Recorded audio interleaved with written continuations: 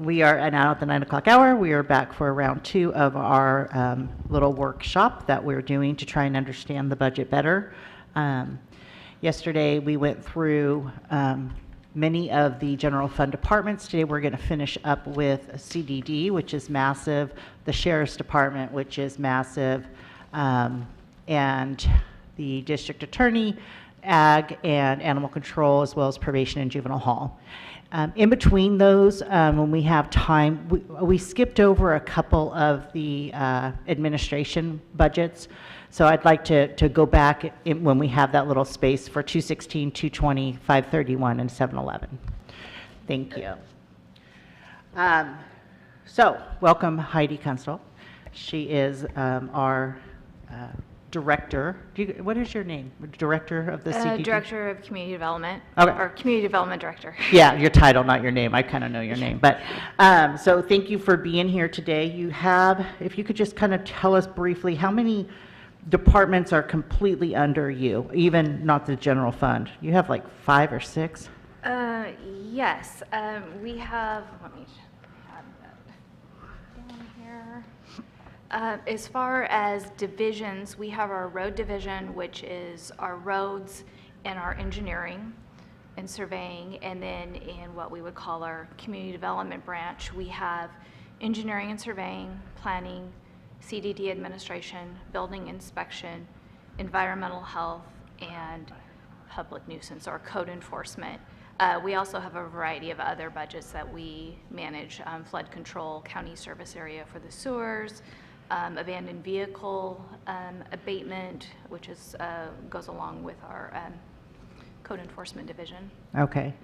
So already what I'm hearing is that we need 3 of you.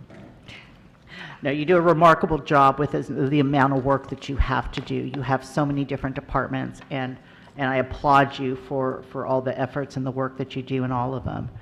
Supervisor Masterson, did you have anything to start off with, or do you want to just jump right in? No, let's just drop right All right.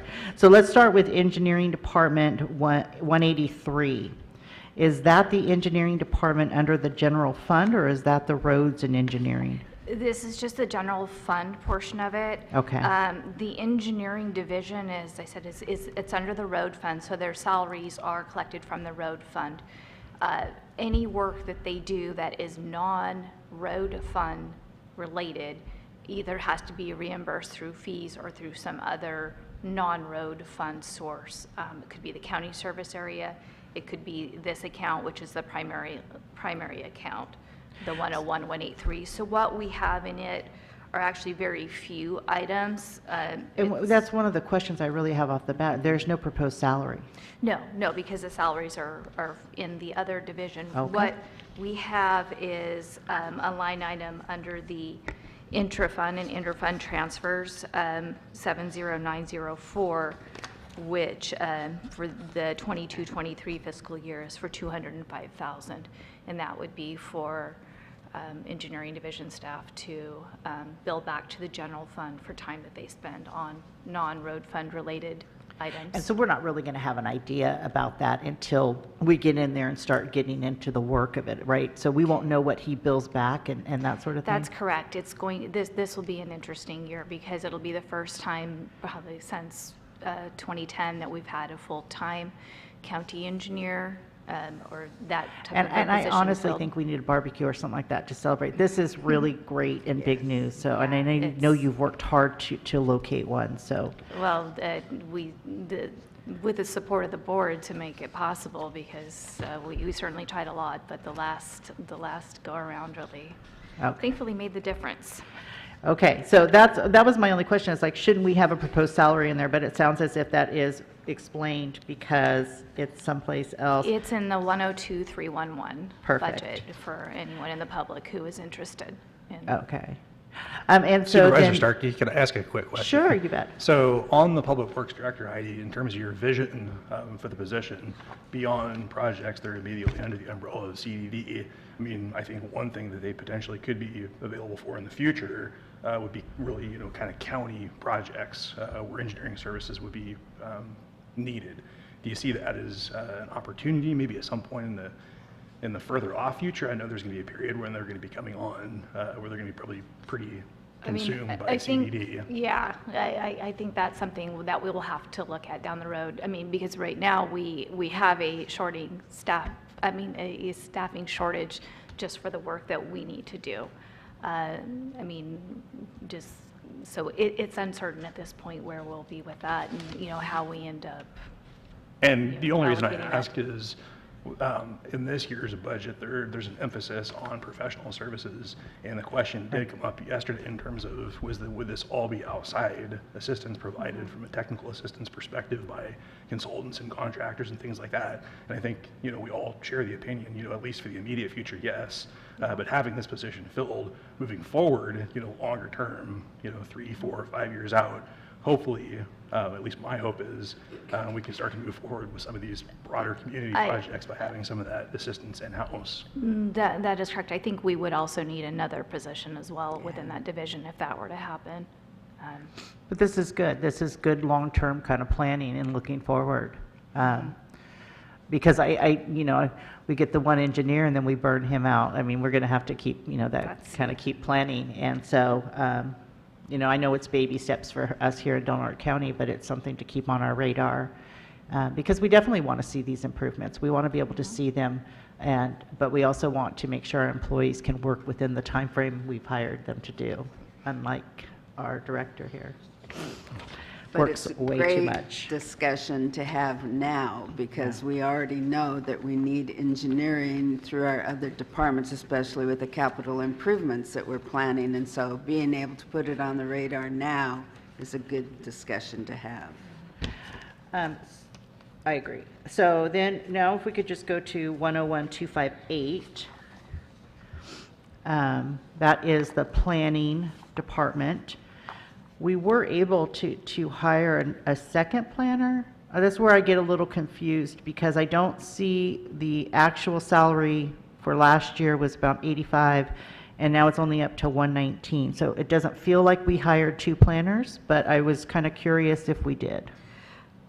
We hired a second planner for the 22-23 fiscal year who will begin later this month. So we have not had any salaries go to the second planner position since July 1. So, but shouldn't that be in the projected proposed final? Shouldn't we kind of anticipate that salary coming up?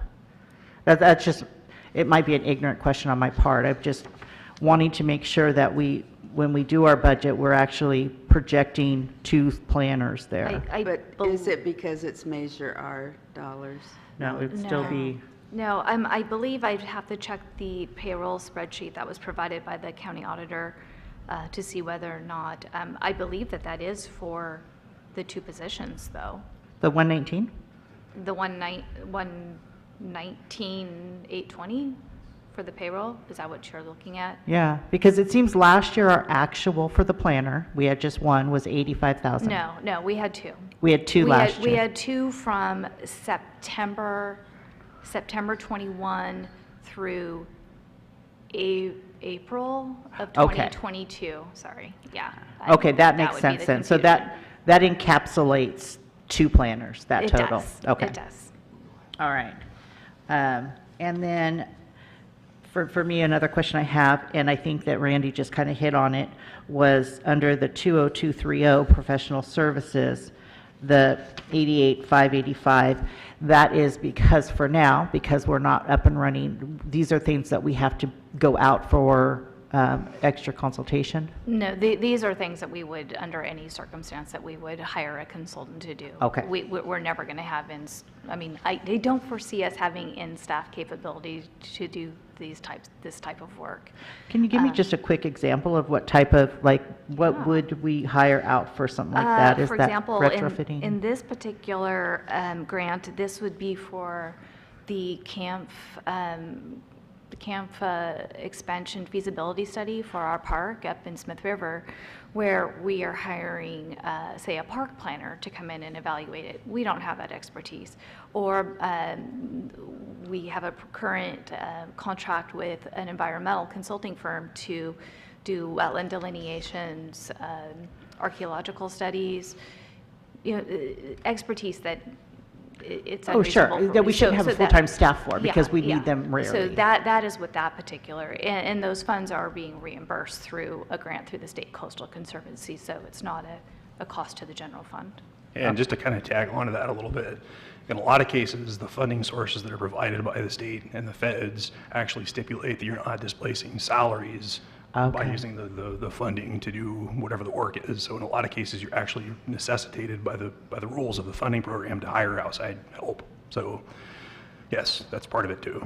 Yeah, and for those of you that don't know, Randy has a long history in CDD and planning, so we're really fortunate to have him as our assistant CAO because he understands this language too, so we get to have these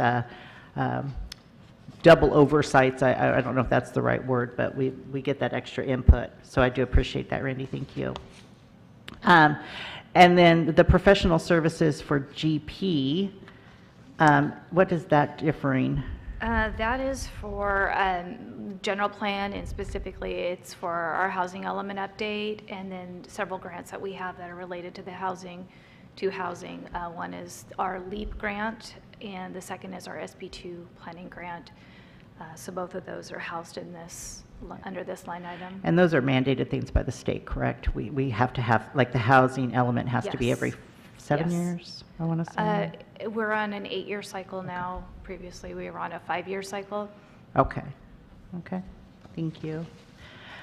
And that was, oh, I did kind of want to just kind of say something. On the revenues under the use permit, so 90141, I found this really interesting, that during COVID, right, we anticipated revenues of 20,000, it went up to 27. And then so we're like, all right, hey, we got 25,000, and then we went down again. I mean, I just found that an interesting trend. Yeah, and really, I think what we find are there are no trends. Okay, okay. Each year we look at it and we think, well, you know, Oh, you yeah. just don't know. You try to think to yourself, okay, who have I talked to, you know, prior to the June that may be submitting applications just, you know, even early in the fiscal year in order to account for this, but it really, it just varies. Yeah, We you do do. our So best. that's good to This- hear, though, that you don't really, because, you know, a lot of times you can kind of like, okay, consistent, but you're saying, you know, every year is going to be different. No, it's not like we can say, we're really going to push use permits this year at the counter. Yeah. It's just, It's what comes to you. yeah. Okay. I just wanted to highlight again that the Measure R funds under, I think it's 727, it gets cut off on my paper here, but that is for a planner. So for the Yes. community to know that we are able to have 2 planners based on that extra funding. Yes, Okay. yes, and we're extremely grateful for that. Yeah, as is the county as well as the development and the contractors. That's all I had. Sue, did you have something else? No. Okay. So if we could go to 260. Oh, did you have something else, Randy?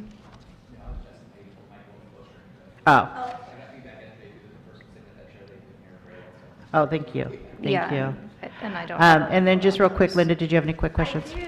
Just So, simple You member. guys were talking about 20, Linda, I'm sorry. if you don't mind, can you step up to the podium? They said they couldn't hear you yesterday. Oh, Yeah, sorry. The kids, well, excuse me. All right, so when you were talking about professional services under 2230, I wrote down 585,000 for professional service. I think I misheard that. Is that accurate? No, that's definitely inaccurate. Yeah, And you that's- know what, but you it's- caught me yesterday and I said it wrong too, so I possibly said it wrong. No, So go ahead, it's- Heidi. It's 88,545. Okay. I don't know how I got that. And so the example you gave was a camp expansion for professional services, is that right? What it is a grant that we received from the State Coastal Conservancy to do a feasibility study to determine whether or not we could potentially expand the Camp Memorial Park in Smith River.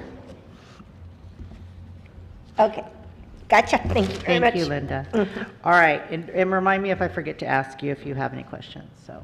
All right, so CDD admin, does that consist of you as well as some support staff? Yes, one full-time account clerk. Okay. position. So 2 kind of full-time employees in that. Yes. Okay. And that's a pretty, I don't really have any large questions. I do want to commend you for only spending $35 last year on fuel. I catch rides with other people. I bet. I was looking at that going, wow, everybody, I mean, fuel went up so much, and I'm going, oh, but Heidi, who's so fiscally responsible, went with 35. And I don't go anywhere. Oh, That's the okay, other yeah, thing. that's true, that's true. Exactly.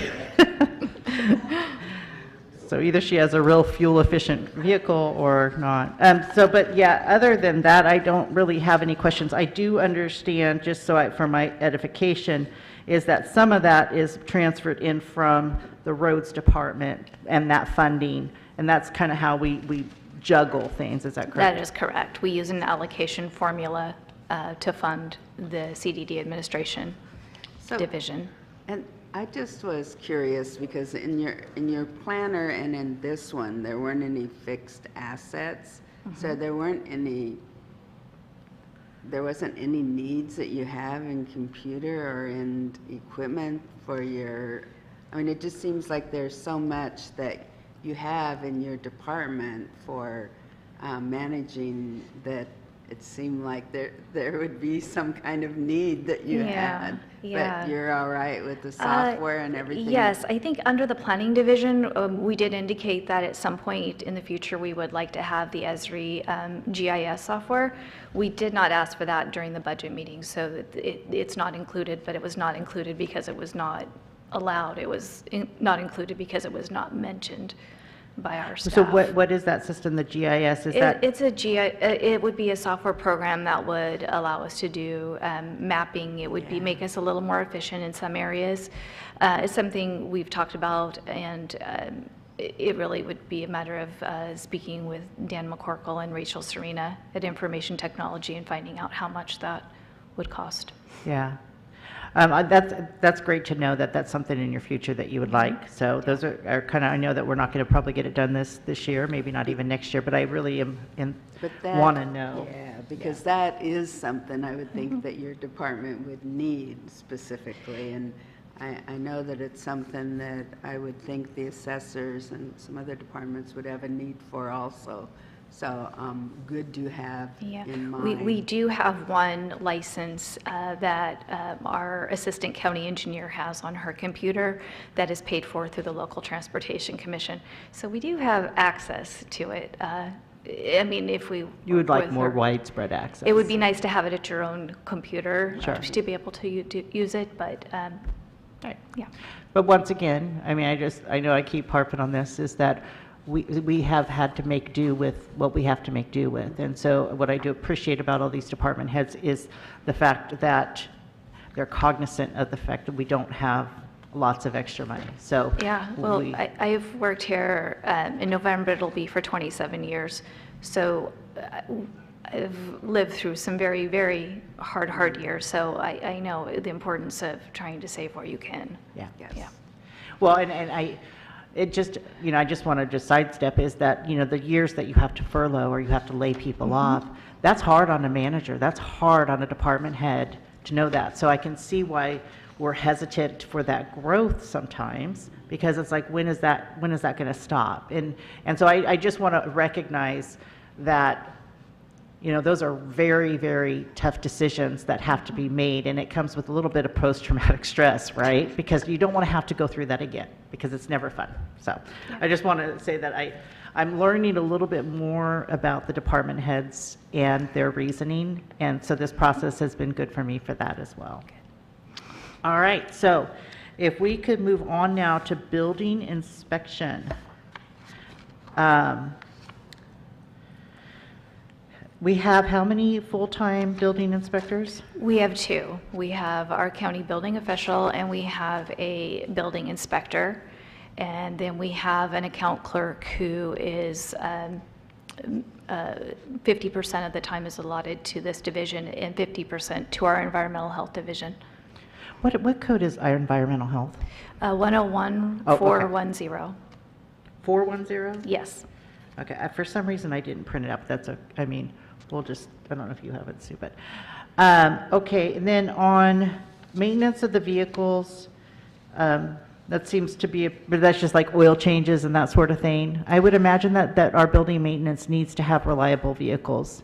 So is that one of the requests that we made, or did we just get that a couple years ago? Well, we did replace one of our vehicles last fiscal year, and it appears that there is funding set aside this year for new vehicles, and we would certainly like to request that we have I believe I have it in my notes here, what the year is of our second vehicle, 2005 Chevrolet truck Wow. that we would like to replace with another Ford Explorer or some similar type SUV.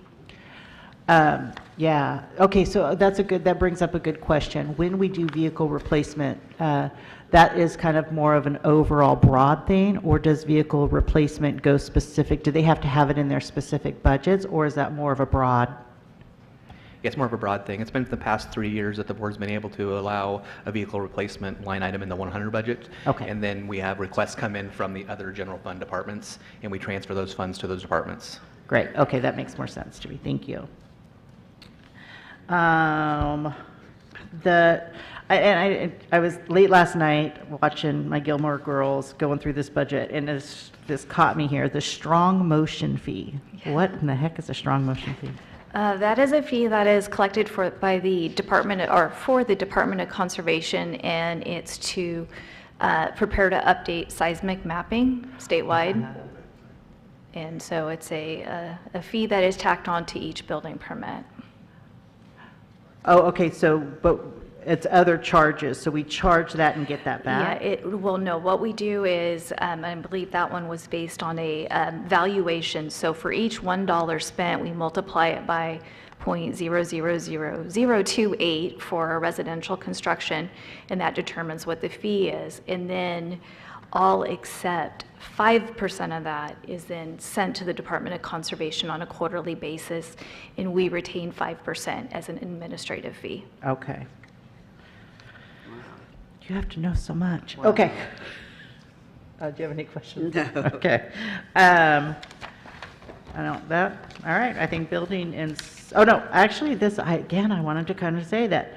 So construction permits, again, you don't have that crystal ball, but so you kind of budgeted for 270 income revenue last year, sorry, and we're close to 400,000. So that we had a lot of new construction, is that what that signifies? I think some of it was new, maybe additional, somewhat additional, but a lot of it had to do with the valuation of the building permits, the cost of materials and labor.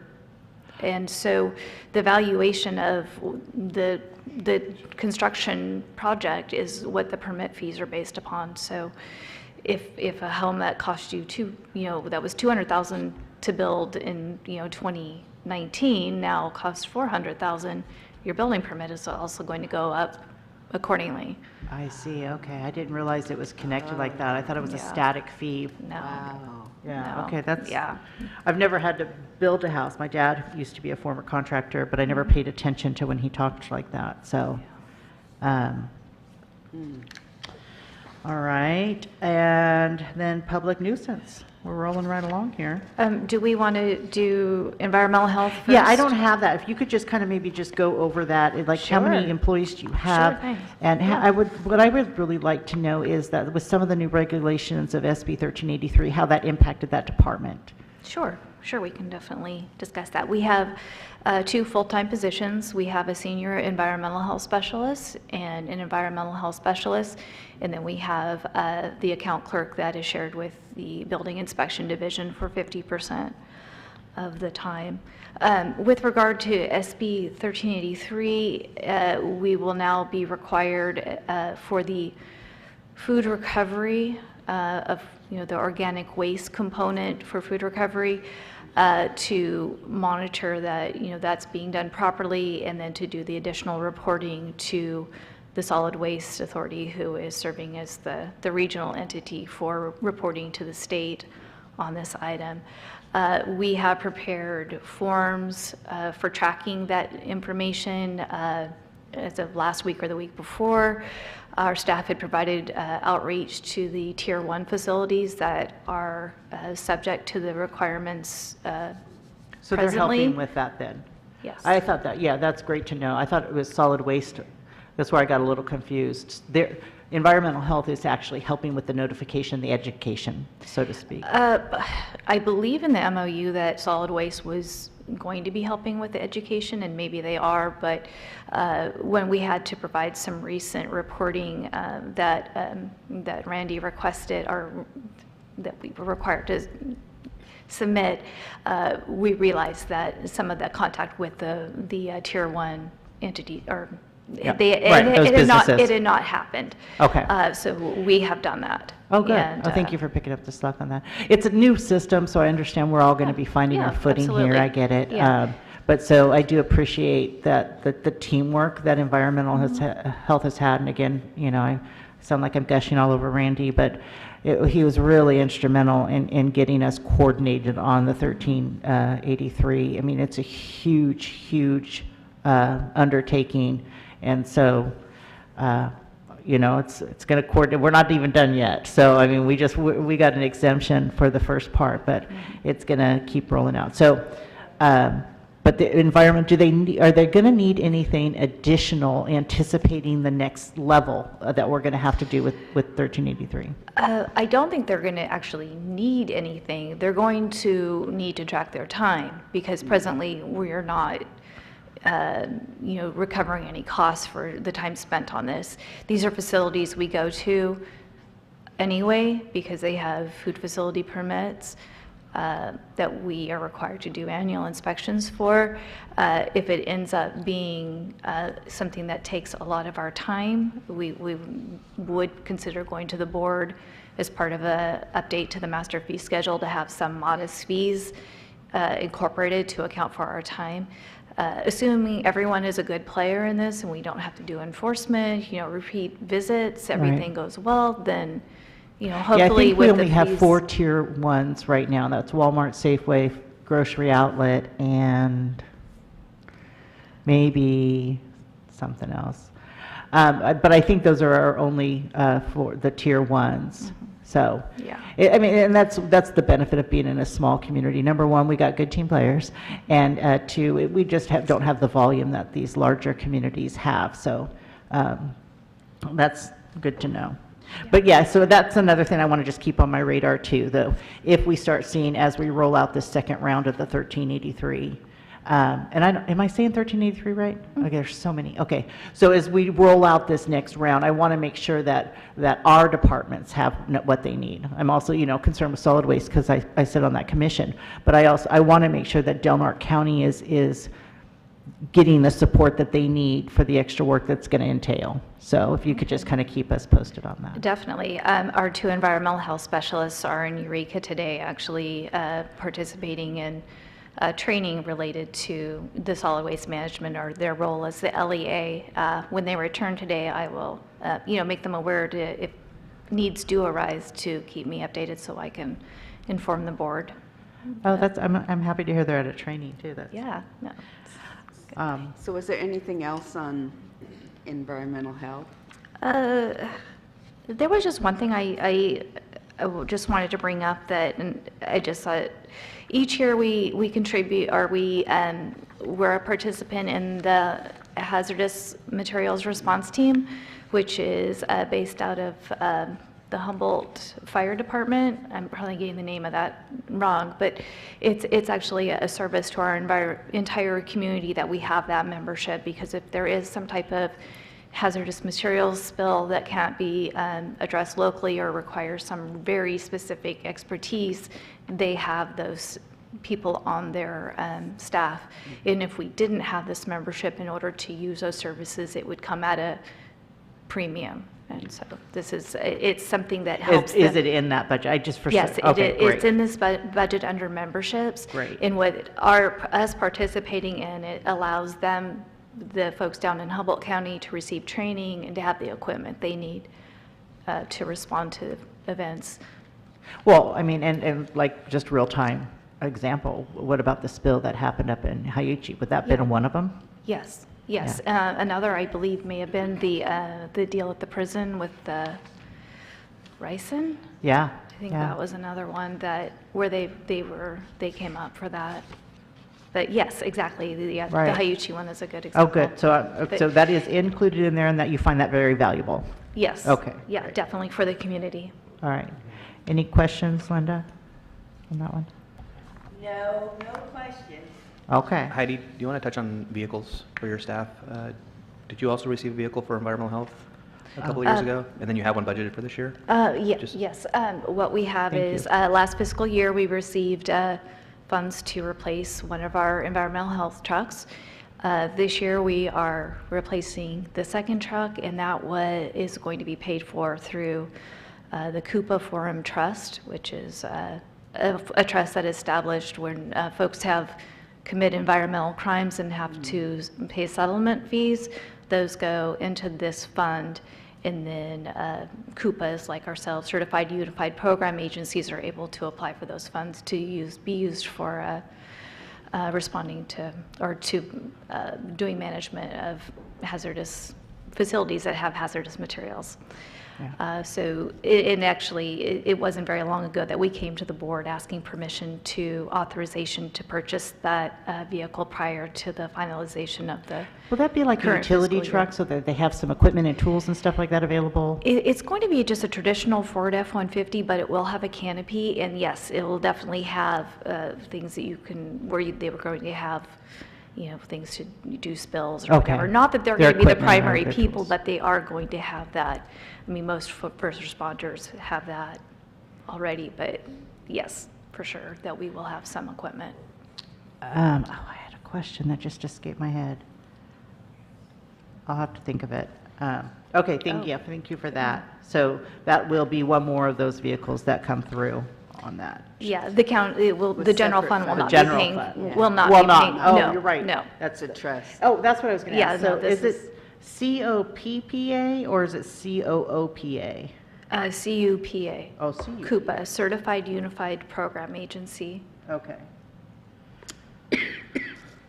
Shoot, I wish I would have, my question was really going to be good. Darn it, I forgot it. Okay. And I just want to add, Yeah. environmental health are rock stars. Getting Are that- far what? Rock stars. Oh. Getting that funding and being able to purchase that vehicle with non-general fund sources is huge. Yeah, yeah.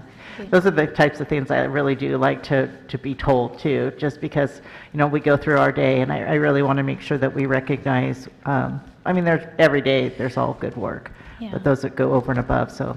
They thank also you. got money for tablets too, with that same funding source, which we have also ordered. That's great. So, yeah, pretty cool. Yeah. All right, let's move on to code enforcement. We call it public nuisance here formally, and that's just because I understand we have a system that we cannot change the names of certain things. But we're going to correct that soon. Yeah, I gotta get to the courthouse. Thank you all for your time. I've learned a lot. It helps me feel better about myself. Good. Yeah. All We'll right. see you all in the future. All right. You take care, sweets. I hope so. Yeah. Take care. I need some people that smile every once in a while. It's healthy. Thanks for stopping by. Yeah, well, I met her up in Paul. I met her. She forgot to put her park brake on Oh. at the courthouse because I worked at the courthouse. And her car rolled into one of my secretary's cars. Yeah. I'm like,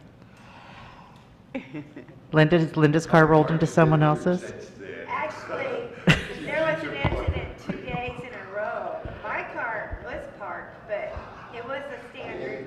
Yeah. And it hit another car. The next day, another car hit another car in the same parking spot. So I don't know what that was. All right, well, you take care. All right. Okay, bye-bye. Bye-bye. All right, this is one of my most exciting things to talk about is code enforcement. Again, because of Measure R, we were able to double in size, and my understanding, and I just kind of, I don't know for sure, but I think I've heard the numbers, there's over 400 cases open in code enforcement. I'm kind of guessing. 350? Okay. Okay. But that's still a lot for one person. So we definitely need to have those two bodies in there doing that. And so we are fully staffed with that with 2 employees. Do they get any kind of support staff assistance? Yes, they share a secretary with the planning division. Okay. And she has the software installed on her computer that allows her to enter new complaints into the system and to upload photographs. And she also provides their clerical assistance when they have their public hearings. And is able How to many field public hearings a calls. year do you think they get? roughly? How frequently do they go to the Yeah. hearing office? I mean, that's a really good question. Yeah, that's a tough one. I mean, It's obviously no more than once a month, but probably Right. fewer than Yeah. maybe every couple of months. Maybe It 5 to depends. 10 a year kind of thing. Yeah. Yeah. One of and when I go through the budget, and I'm never going to fully understand it, but this is my opportunity to really try. But one of the things is that originally the department requested 40,000 for professional services, but that got reduced to 20. Was that just so we could figure out how to balance the budget here or there, or did we determine that, you know what, we don't really need all that for professional services? Kind of tough question. I think that it was maybe me personally misunderstanding. We put 40,000 in, and I think that we were thinking that maybe we would be able to get additional funding through Measure R for Okay. that line item. And then we were informed that if we wanted to use that, we would need to take that from our revolving fund, which we have no issue using the revolving fund. It's just that we'd rather, if we're going to use a revolving fund, we'd rather go to the board and make those requests personally to the board, so the board knows what we're doing and how we're using that money. And then if we, for example, if we ended up moving, let's say we took 20,000 now from the revolving fund and we put it into this public nuisance and we ended up not spending it, it then goes into the general fund. I It doesn't see. go back to the revolving fund. So it gives us more control, and then it also it allows the public and the board to know how we're spending the revolving fund if we need to go to the board for the budget transfer request. Oh, that makes so much sense. Thank you. You're welcome. The things that I wanted to talk about is and it's kind of not, I know this isn't general fund, it's going to be Fund 127, Abandoned Vehicles Fund, but because I think with public nuisance or code enforcement, that they really rely to be able to do their job on other funding sources. Is that correct? Kind Yeah, of? yes, to a great extent. We are likely going to be requesting permission from the board to apply for a CalRecycle illegal disposal sites grant. It will not be until February of 2023. We just missed a deadline for the first round. And one of the items that we would like to include, which we included in our last round, was a set of an amount of money, a lump sum, that would be just used for abating the RVs, motorhomes, vehicles that we find, because those are really big ticket items. Well, they're for 2,000 a disposal. piece? I mean, at the minimum. Exactly. I mean, you have your towing costs, you have the dismantling, and then you also have to have them typically pumped by Roto-Rooter. Septics, right. So, yeah, it all adds up. And it really worked out well for us with our last grant doing that. And so Dominic Mello, our code enforcement officer, suggested also that being one component of our application, along with some other cleanup sites that we would like to. We'll probably be doing some discussions about that as So far I as. have been talking with Caltrans to do, they're going to do their big, appliance cleanup. It's going to be in November. So we're going to try and defer mattresses to someplace else, but it's going to be tires and appliances and that sort of thing. One of the things that Caltrans, and it might not be this year, but they are hoping to do motorhomes and vehicles. And so I think that would be so fascinating to be able to incorporate that in and see how much we can push Caltrans to pay for some of that as well. That'd be great. I had my thought that I forgot about that I was going to say. It was the hazardous waste cleanup event is this Saturday at the transfer station. So if you do have hazardous materials, those are the ones with the crossbones and the skulls, those can be disposed of this weekend for free. That was, I just wanted to make sure for our 3 viewers that are watching.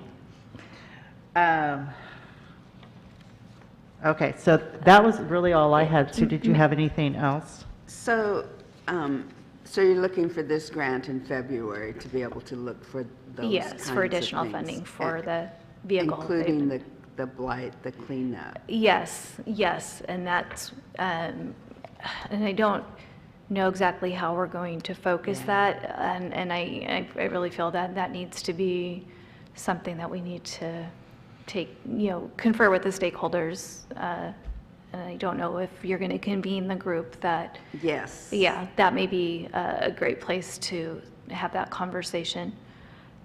I'm sure Dominic has a list, and they're probably Yes, the same and as I for have most a- folks, so, I have a yeah. list, and so, yeah, we should convene that meeting soon. Okay. Yeah, we have in Klamath too, so that would be great to have that discussion so that we're prepared. Yeah, one for of, I mean, February. just as a side note, but one of the things is that we can clean it up. I want to make sure that when we do clean it up, we find ways in order to maintain that and keep it clean, because we're just pushing it around. And so that was, I mean, I know that I handed off that whole thing to you, but that was there was a CalRecycle grant that was available that, but you had to demonstrate some ways in which you could keep it clean and keep those those areas free. So I don't know if that's the same grant or not, but That, that sounds like the Farm and Ranch grant, and yeah, we've had one of those grants before, and yeah, they want to, definitely, it's a goal not to. Unfortunately, it's so hard.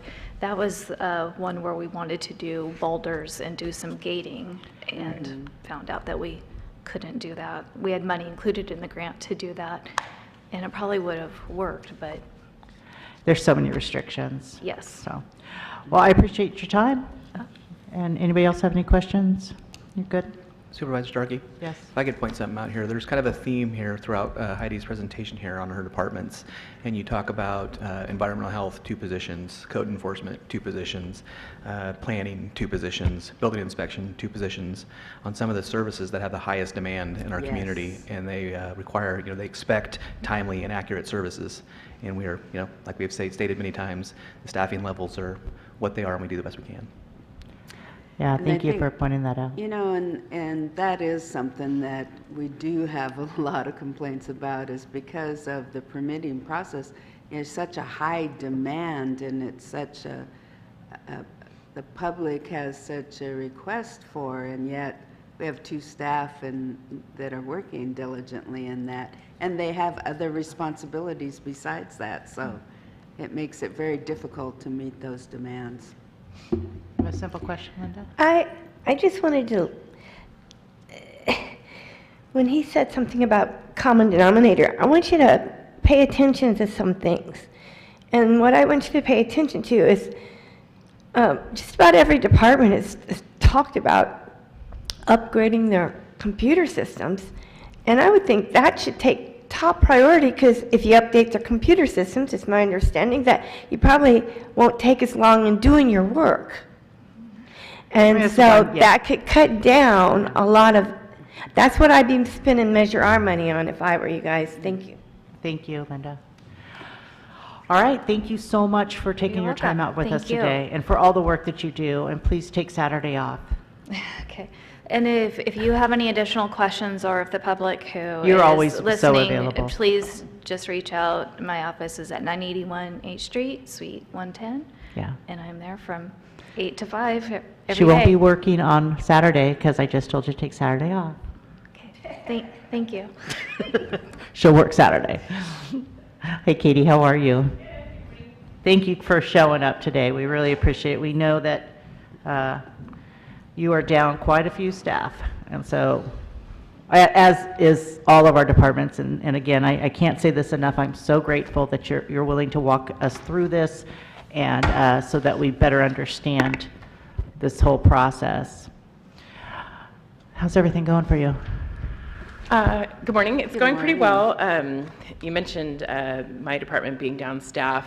At one point, I was looking at being down 3 deputy DAs. I was able to retain one of those. So at this point, I'm only down 2, which I'm very happy about. The thought of losing the 3 on the same day was very daunting, and I was concerned about that affecting the office's ability to stay proactive and aggressive, and so the one that stayed really took some of that concern away, so I'm pleased with that. Yeah, Yes. yeah.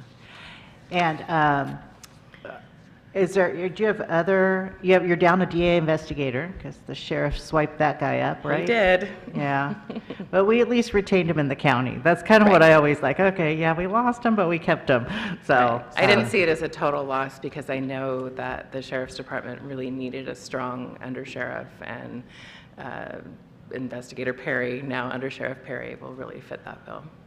So you have a total of how many employees and you're down how many? So the number of staff covered by the DA budget is 14, and at this point we're down 2 deputy DAs and 1 investigator. We have budgeted for 7 attorneys, including myself, so at this point there's 5. We have 4 support staff, and we have 3 in our investigations bureau, 2 investigators, the chief, an investigator position that's open, and an investigative assistant. But for just my clarification, the budget line item includes all the positions as if they were full? Okay. Yes. Right, and at the time we submitted the budget, we were fully staffed. We had been fully staffed for years. I was one of the few department heads who was able to say, and maybe I jinxed myself with, we don't have staffing problems. So I'm not. It's just a temporary problem. People Right. need to go on and get bigger, Right. bigger things. my Supervisor hope. Short, do you want to join us up here, or you want to just sit in the audience? All right, thank you for joining us. So, go ahead, Sue, I interrupted you. No. Okay, fine. so your professional services, again, we're totally okay with it, but I'm just wondering, the 55, like what types of things do you need for professional services? Do you need outside counsel? I don't know. So for professional services, we use it for a wide variety of things. We would tap into it for expert witnesses. So if we have a case that comes up where there's an expert needed, say on the cycle of violence for domestic violence cases, if there's an autopsy and we need to pay the forensic pathologist to come testify, things like that. Sometimes we have to have people travel. We'll use that for witness travel expense, things like that. And one of the largest expenses that we have now is transcription fees.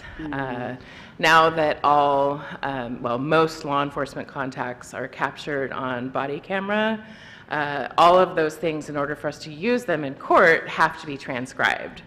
And for a while, we were using a local transcriptionist. That just kind of got more and more expensive, and so we've found a vendor that we're using now that we're pretty happy with for the time being, and there's also more and more vendors becoming available as this became a bigger thing with, every DA's office needing to have transcripts of all of this body camera footage. So that's a lot of it, and our costs in that vary year to year. And if we have a big case with a lot of, maybe scientific questions, things like that, it's nice to have that line so that we know that we're not going to be begging for money when the time comes to cover these things, and that I know if I have an attorney come to me and say, hey, we've got this case, we've got this witness who needs to get here, they're in Montana or whatever, we can do it. If we need these people to prove the case, then we're able to do it. What I appreciate about that is I always thought professional services was more of like contracts or going out for RFP. So what I'm hearing from you is the professional services cover a broad thing, and each department is unique in that. So, and the body cam footage thing, I would think that in this day and age that we would have some text to voice or voice to text kind of software available, but maybe you and I can invent that on the side and quit our jobs. And I think that that's what the vendors, the transcription services use, because a lot of what we get now that we've Yeah. switched to the service is, like, I mean, we have to go through it. We have to have, you know, another staff person in our office. Once we get it back and they've certified their transcript, we get it back and it's like, that's not what that says at Yeah, all. yeah. So I'm assuming that they're using a program and not actually somebody sitting there and doing the transcription.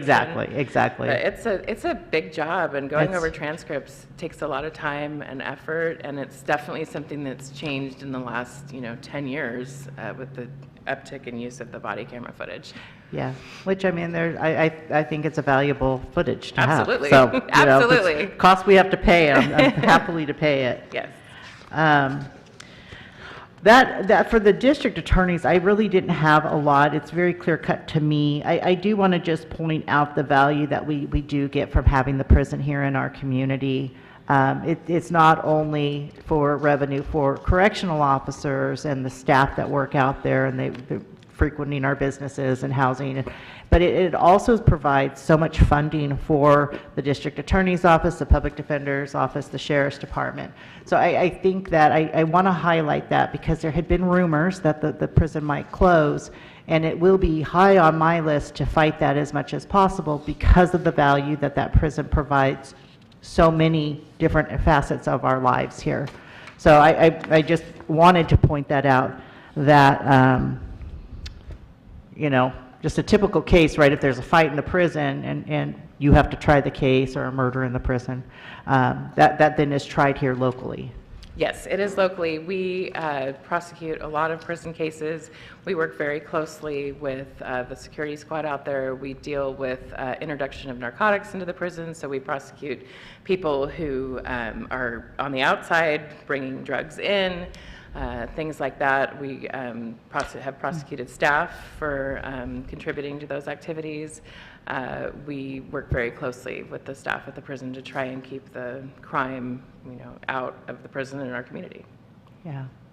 Is there any, like, software, I mean, this is kind of off topic from the prison, but is there anything, and again, we're not promising anything, but just hearing from you, is there anything that would help make your jobs easier, for something to keep on our radar for the future? You know, we upgraded to a case management system from paper files during Dale Trigg's time as DA, and that system is working great. Our computer systems seem to be working fine. IT has been very responsive and helpful with us. We all got new laptops. We've upgraded those even since we got that system. So we actually just take laptops to court, and the ones, you know, 5 years ago were big dinosaur laptops, but now we have nicer laptops. Do you still have a paper file system where your file is traveled? Do you have that all digital now? We don't have paper. One of our attorneys prefers paper, so they're both, and that's fine. So does Supervisor Maston. And that's fine, but as far as anything that we need, of course, I would like to see, especially my attorneys, paid more. We're not getting any interest in our recruitment at this point. That's been open for over a month. We did have one applicant who withdrew when we asked for an interview. But we're making do with what we have. It's important to me to fill those spots, but at this point, it's not affecting our ability to do our jobs. And I was happy that you advocated for your investigators. That was a So- long time coming. Yes. So I was happy to see that, and I'm glad to be one to support that. Thank you. It was a long time coming. Definitely, and I think the budget team for their help with me on that. That was invaluable. Great. Anything else that we need to know, or Sue, do you have anything else? No. No? Thank you. So All much right, for thank coming you. in. My pleasure. Good to see you. Yeah, and I know that this put a lot of pressure on, you know, the department heads, but this is the type of stuff I just dig, you know, I mean, I want to know more, and so if we can maybe, you know, and I'm not making a decision here today, but if maybe once a year you can come in and just talk like that to the board, I think that's so valuable, so that we can kind of see what your needs are and how you're doing, and not just read about you on Facebook, you know Yeah. what I'm saying? I And I know agree. your door's always open, so I could just go do that, but I'd like the public to see No, it. and I appreciate this opportunity because it's nice to get out and talk about my department and, you know, have this dialogue back and forth. I think it's important. Great, Hey- thank hey, you. Katie. And thank you. Not to keep you here any longer, but can you just touch base real quick on the grants you guys do in your office? Just say what they are and the Sure. services provided. We also have the victim witness that's right. office that's fully grant funded. We have 3 employees in that office. We have the coordinator and then 2 advocates. We are down 1 advocate now, but I have an offer extended. I did interviews earlier this week, so I'm hopeful to fill that vacancy. We actually did have applicants. We provide services to victims and witnesses of crime, and that department is really helpful. They do court accompaniment, they do transport for people. And I just, as being a former probation officer, that I find that to be one of the most valuable things, because victims are victimized once, and then they get in the court system, and without that support, they become victimized twice. So I love that you have that and you're keeping that robust, because that is under you as well. Mm-hmm. Yeah, and the case management system that we upgraded to a few years ago has a whole victim witness component, which has been very helpful, because now instead of relying on the attorneys to communicate to the advocates, hey, we have this new case, we'd like you to make contact, it's all streamlined, it's all automatic. They have their own system, so prior to court dates and after court dates, even if they're not in court, the advocates know to contact people, reach out. We're sending victim letters. We've really been able to step up our victim communication, which for years, when I first joined the office, that was kind of a struggle to make that work. So, do you have any visions on things that you want to take to the next level too, in that regard? Like you said that when you first started, victim assistance was not as robust as it is now. Do you have any other visions or? I would like the office to get more involved in the SART process, the Sexual Assault Review Team. I'm chair of that at this point, and I think that we could do some more to get more training for nurses to do SART exams, because a lot of our victims are getting transported to Humboldt County to do these sexual assault exams. Again, they're exams. victimized again. Yes, victimized again, and especially, if we're telling a victim, look, don't shower. Yeah. These sorts of things, that having a local facility and access to people here is huge. And those can be really, invaluable for prosecution. I'd like to be able to help on that. So if you want to reach out to me, I'd love to be able to help develop a more robust program with that. That's an area in which that I would love to be able to see what I could do.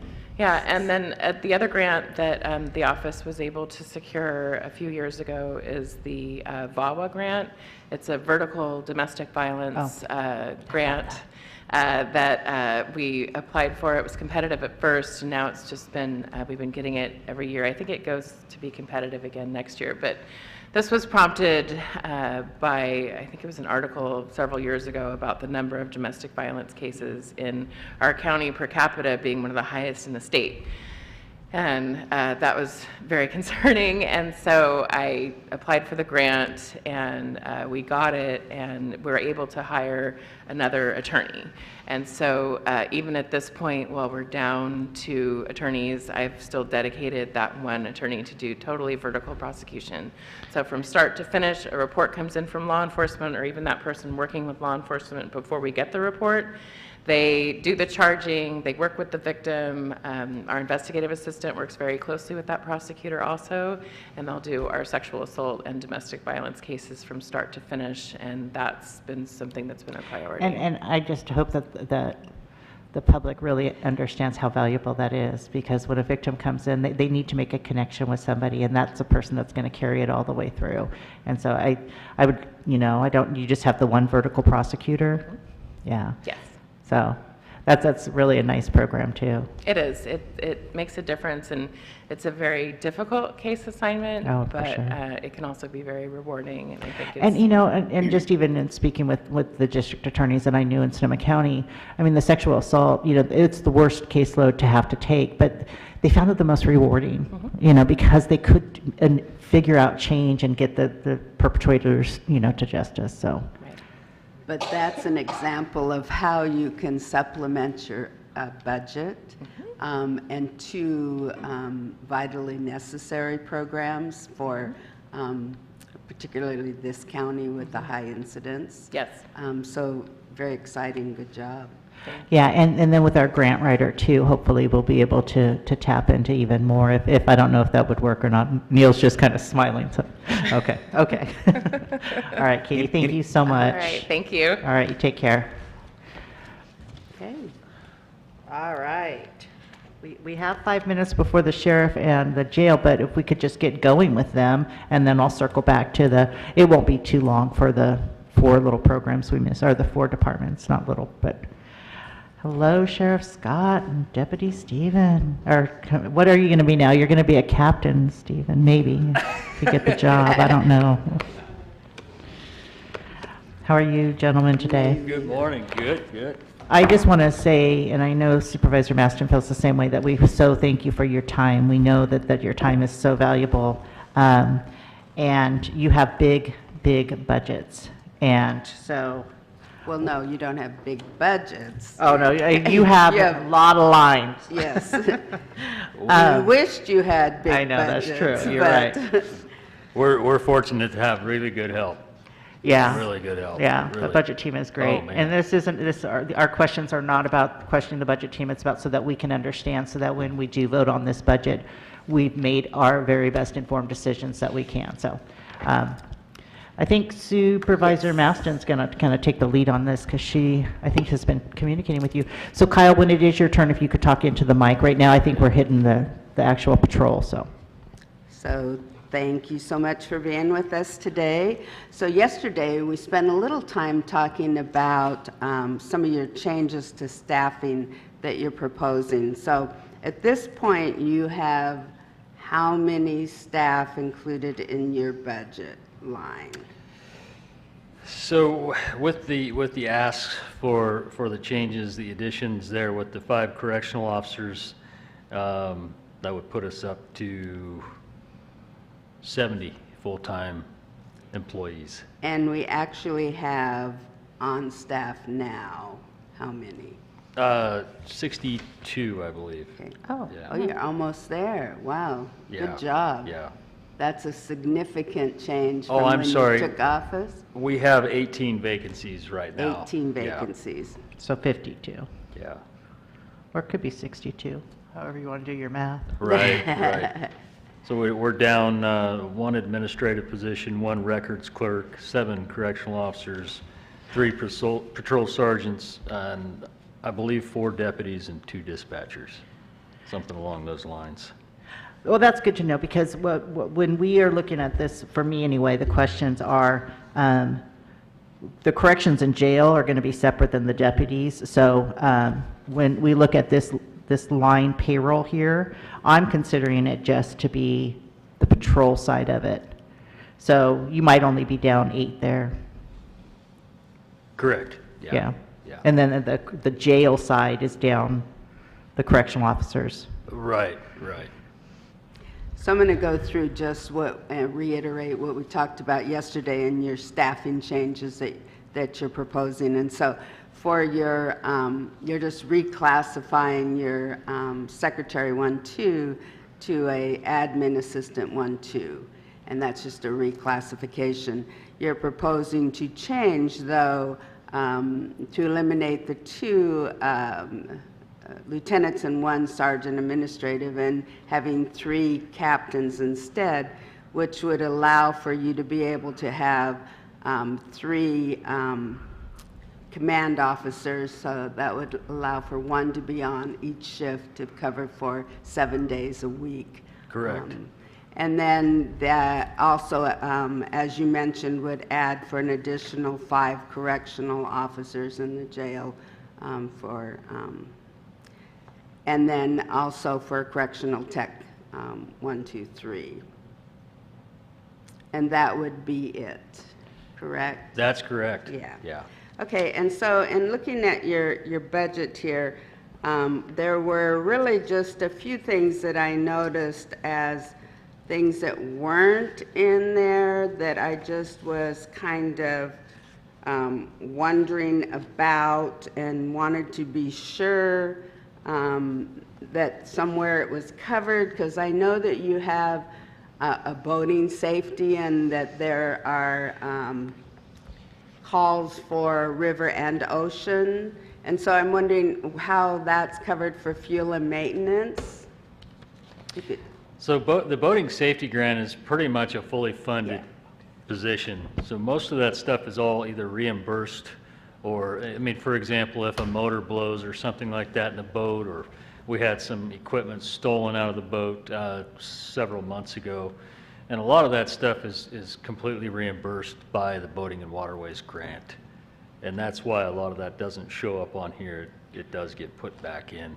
Yeah, I think through that's the Fund grant. 143. Right. So it's not 143. general fund, but it is somewhere around. Right. Okay, great. And then the other thing was, I know that on a regular basis that you need to replace your vests and your cameras, your body cameras and your vehicle cameras, and your guns, and so I'm wondering, because those weren't in here, I'm wondering, you know, about that.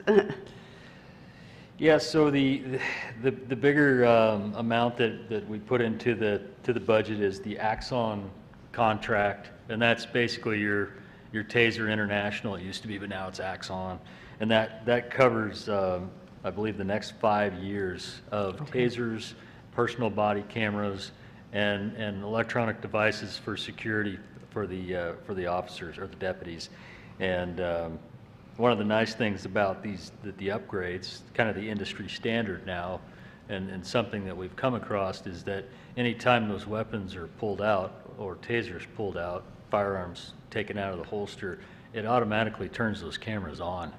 It also automatically turns on everyone within 25 feet, their cameras as well. Oh, wow. So Nice. there's none of this, you know, you can get pretty worked up responding to a call and forget to hit that button. So this is kind of a safeguard for that. And the last purchase of cameras and tasers, I think, was 2017. So we're definitely due. And there's a lot of insurance that comes with them to replace them and things like that. It's an excellent contract. And so up front, the $215,117 would cover the next 5 years. Great. Okay. Well, I'm really pleased to hear that. I took a ride along, and I know we actually responded to something. So I know how that adrenaline gets pumping. So I can imagine in a shooter situation how you would forget to turn your body cam on. So I think that's a wonderful addition. And I'm glad to hear that they've done that upgrade. That'll be great for the officer and great for, you know, the public. Definitely. So the other thing is, I was curious about making sure, because in touring the facility for your dispatch and equipment needs or upgrades for, and I didn't see a line item that pertained to that. And I was wondering if you're fine there, or what kind of are the plans there? Yeah, dispatch, the big need for dispatch is our old DSSI system needs to be replaced. It's extremely outdated. It's hard to bring it up to speed if there's a problem. Across the board, that covers our report writing system, in the field, and jail management system, the entire... What did you call it, a DSSI? Yeah, it's called DSSI, and or ATIMS, it's also called that. But what we want to do is upgrade to a RIMS program, and the senator was here a few months ago talking about that $500,000 made it through the first round to help us with that. So we're looking at about $450,000 to bring that up, and we're really hoping for that $500,000. Do we know if we got that? You know, Senator McGuire, I know I've heard mention of it, but I wasn't sure where we were at. It's federal. Huffman is still carrying that forward for us. Oh, Yes. perfect. Okay, $550,000, if I remember correctly. All right, thank you. Good. I Fingers recall crossed. he I know. mentioned that when he was at the fire hall, when he was here last, he Right. mentioned that. Okay, so that would be great. That would provide for that upgrade, and that would be great. Yeah, So it'd be tremendous. we need to monitor that, because if that doesn't come through, that might be a future something that we need to keep an And eye how long do on. those systems typically last? Like, I'm selling this DSSI sounds like it might be 2005, like some of our cars, but Do you know So how? DSSI is from the early 90s. And Okay. It is very old, yeah. Okay. Yeah, that's why I was wondering, because when I did the tour through and with dispatch and stuff, that was one of the questions that I had in talking with the dispatch people, and so that's why the question came up when I was looking at the budget line item. The other thing I have here is, also one of the things in the tour that I noticed, and I was looking here for in the data processing and just in your evidence room, for the needs that there, because I noticed that just in my tour through that there were some needs there, and I didn't see anything in particular in your line item that addressed that, and I wanted to ask about that. Yeah, the property and evidence room hasn't really been dealt with in quite a few years, and so we're having to do a complete inventory of that. Our property and evidence person is having to deal with a lot of that stuff and reorganize that. Luckily, I found a really old post-audit from the early 90s that Sheriff Jim Moretti had done, and a lot of those changes that needed to be done are listed on that. So I was able to give that to the property clerk to start working on it. And the majority of the things that need to be done now are all capital improvement type things. And so we can go through and look, secure door, bars on a window, all those kind of things. And then just processing all that evidence clear back probably 50 years worth of evidence. A lot of it's just needs to be administratively killed is the term that's used for a lot of that. And so it is a process, because the majority of it does require the DA to look at it and approve it to be out for destruction and things like that. So you're absolutely right. The property and evidence room it's completely full, and so it's going to take some time to fix that. But I think the capital improvements, I think, would be okay there. And then as far as the record-keeping system, that would go back to RIMS. Right. If we can get that RIMS program, then that will help really a lot to get kind of a management system going back there. Yeah, and this might not be the place for it, but if, I'll ask it here, but I can do it more formally someplace else, if we could maybe get an update from Huffman's office on kind of where you guys are already on it, never mind. I don't even know what I have to say. You're so good. So just because you mentioned it here with the capital improvements, it might be good for me to also raise, because I want to be sure it gets on the radar. When I did my tour, also I noticed where your officers do their reporting, the space need, because they were cramped into that very small space area, and so I think that it would be good to just notice that there is, for capital improvements, a space need for your officers. And I don't know if that was, how that gets noted in the budget, but Isn't at this part least of the 3 million? would that just be addressed in there with a remodel part? Okay. Just didn't want it to get lost somewhere, because I don't know that there's space there, or there if it just gets somewhere else. Yeah, it'll be an entire facility assessment Okay. and Yeah, a and I cost think, estimate yeah, for the exactly. And I upgrades. think we put that out for RFP. Unfortunately, we didn't have any takers, and so we are going to be revisiting, perhaps, I could be confusing this with something else, but we do have somebody now. All right. So the process that happened with the RFP was unfortunate, but in some ways it actually it removes some of the constraints that we would have had through the traditional contracting process. So essentially what we've been able to do with the BSCC is be put in contact with people that they know are qualified to do the rehabilitation that's needed. So the RFP that was previously issued was very broad, probably overly ambitious in terms of everything that we were trying to accomplish. And through refining the project to be focused on the specific rehabilitation issues that were identified by the BSCC and by ADA issues, we are talking to an engineering firm now, not currently under contract, but we're definitely getting closer. So that's a process that we'll need to continue to work on. But absolutely, I think, ending up outside of that traditional RFP process and the firm that we ended up talking to, these guys know what they're doing. So I think we're going to be in a good position. Oh, that's great news to hear. That is such great news to hear. And then the only other thing I really noticed too was that you had a line item for cops, and I just was wondering, is that actually to send someone to the academy, or is it actually an employee, or what was that for? That COPS grant covers, it's a 2-year grant that covers one employee, and it's covered for your newer employees, which we've always had new employees, so that's nice. It just covers one. But, so I don't foresee that going away. That's a pretty handy grant to have. It's extra money to fund one person. And that's why it's included in the budget, because it's consistently granted. Great. Okay, and then your peace officers training, that's just for all of your officers for whatever's necessary for additional training? SGC. Yeah, great. Okay, making sure.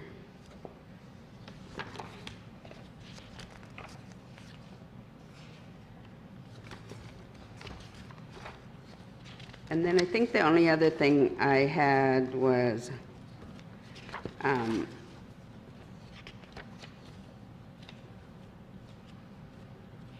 and the Measure R, I just had a question because there was, the adopted was 472.5, and then this proposed is just 421.1, and I was wondering why we had a reduction of 51,000.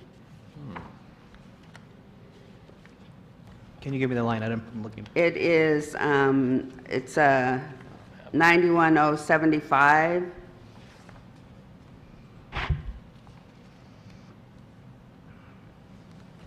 Because 21, 22, it was 472.5 was the adopted.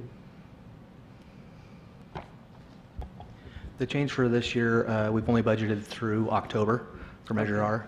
Okay. Last year, I'm not sure why the number, I'd have to look back at the last year's figure where Clint came up with that, but the projection for this year is only through October due to the uncertainty of Measure R. Okay, all right. I thought that it was probably why, because you said that yesterday.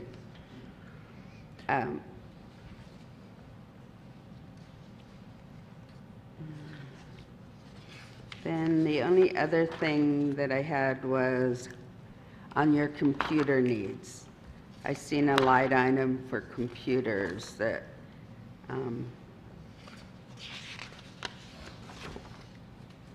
there wasn't one.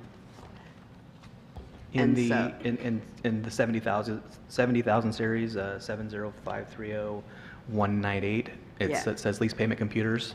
That's for all of the county departments through the tech fund. IT handles that. Okay. All right, I didn't have anything else. Did you have something under the sheriff budget? I just want to just touch upon the coroners, because that's under your budget, and that's a general fund item as well. Is there just the one employee for the coroner? Yeah, that under the coroner side of it, that the coroner's assistant is covered under there. And then, of course, the undersheriff is the chief deputy coroner. And we're fielding about 236 coroner cases a year, which is a pretty That's pretty dramatic. significant. It really is. Yeah, and the coroner side of things kind of gets forgotten a lot of times with the sheriff things, and we're doing fine with that. But to have an undersheriff to deal with some of those coroner issues with the coroner's assistant to help is tremendous. Okay. Yeah.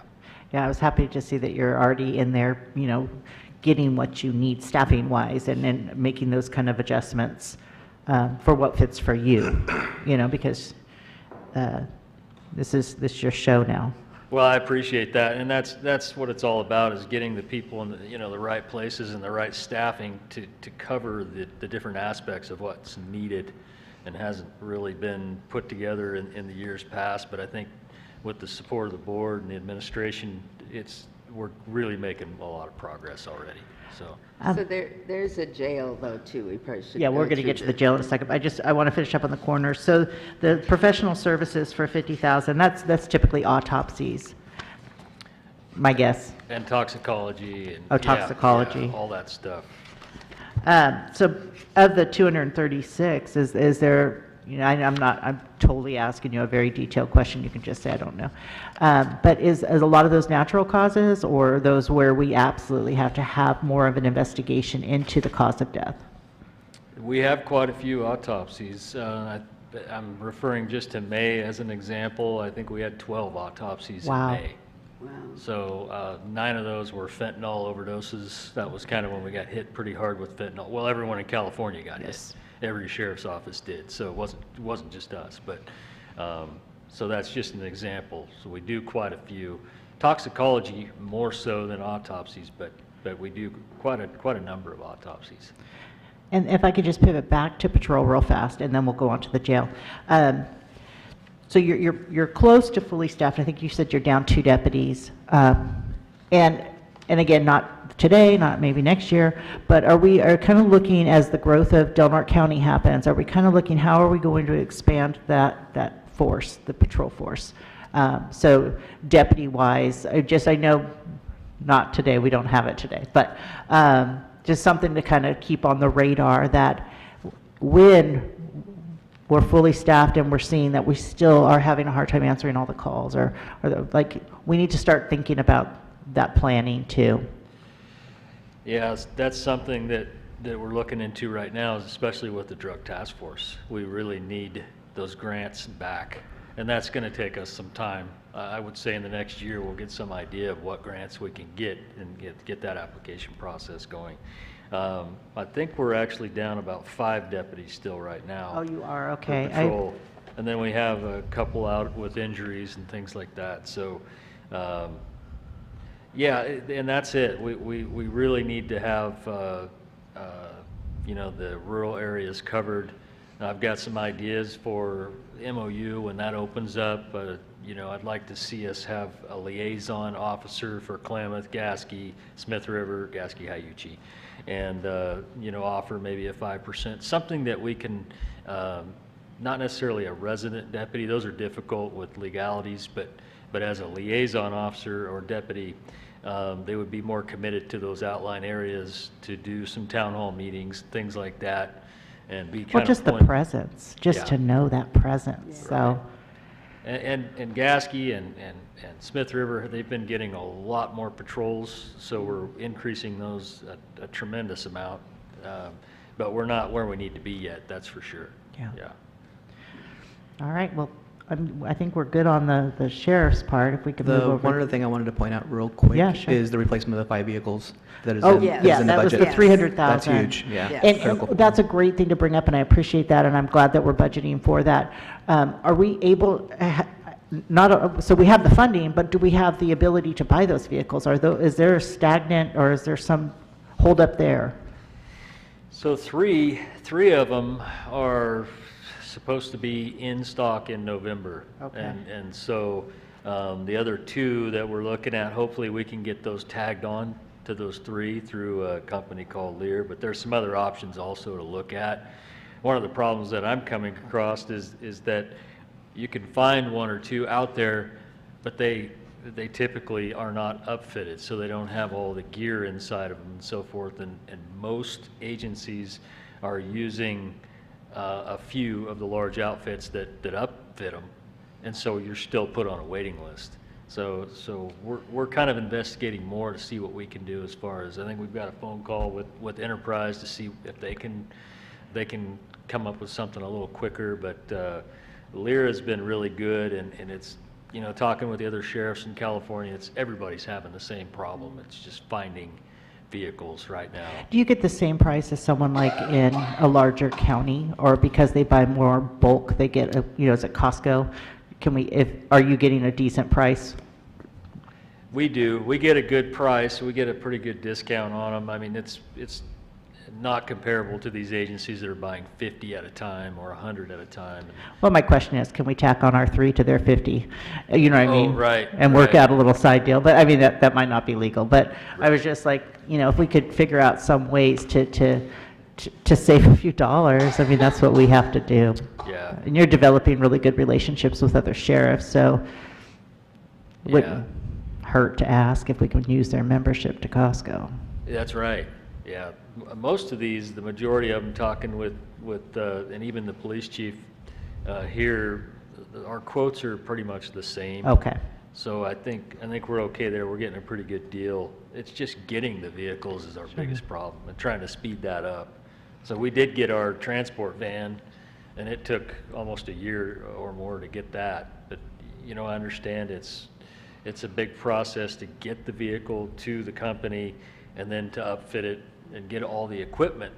A lot of that has to be ordered in, and like just the siren boxes that go inside the cars. You know, we'll get a phone call, hey, it's going to take us 3 months just to get that device. Wow. So everybody's having a difficult time. And of course, we have an increase in costs going on across the nation that also is always a challenge. So, but I think with a little perseverance, I think we're making some progress to get vehicles coming.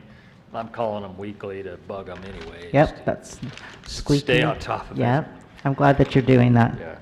Okay, and I was, like I said, I'm very happy to see that those are in there because your safety, your officers, or your deputies' safety is paramount. So. Absolutely, and having vehicles with, you know, 200,000 miles on them is just, it's getting to the point where that's dangerous, and so we'll use those ones for the back roads, so to speak. And, Right. Well, and it's like what the budget team pointed out, is that now you're spending your money in maintenance costs. Right. And you know, so really, are we being fiscally responsible, or should we be doing what you guys are doing at this point? So, yeah. thank you. You want me to take the? Sure. Okay. So I'll just ask, and either one of you can answer them. Kyle, if you do speak, if you can speak in the microphone, because of our 3 viewers at home, we want to make sure they can hear you. So with the jail, there are how many employees total for the jail aspect part? Looks like we have,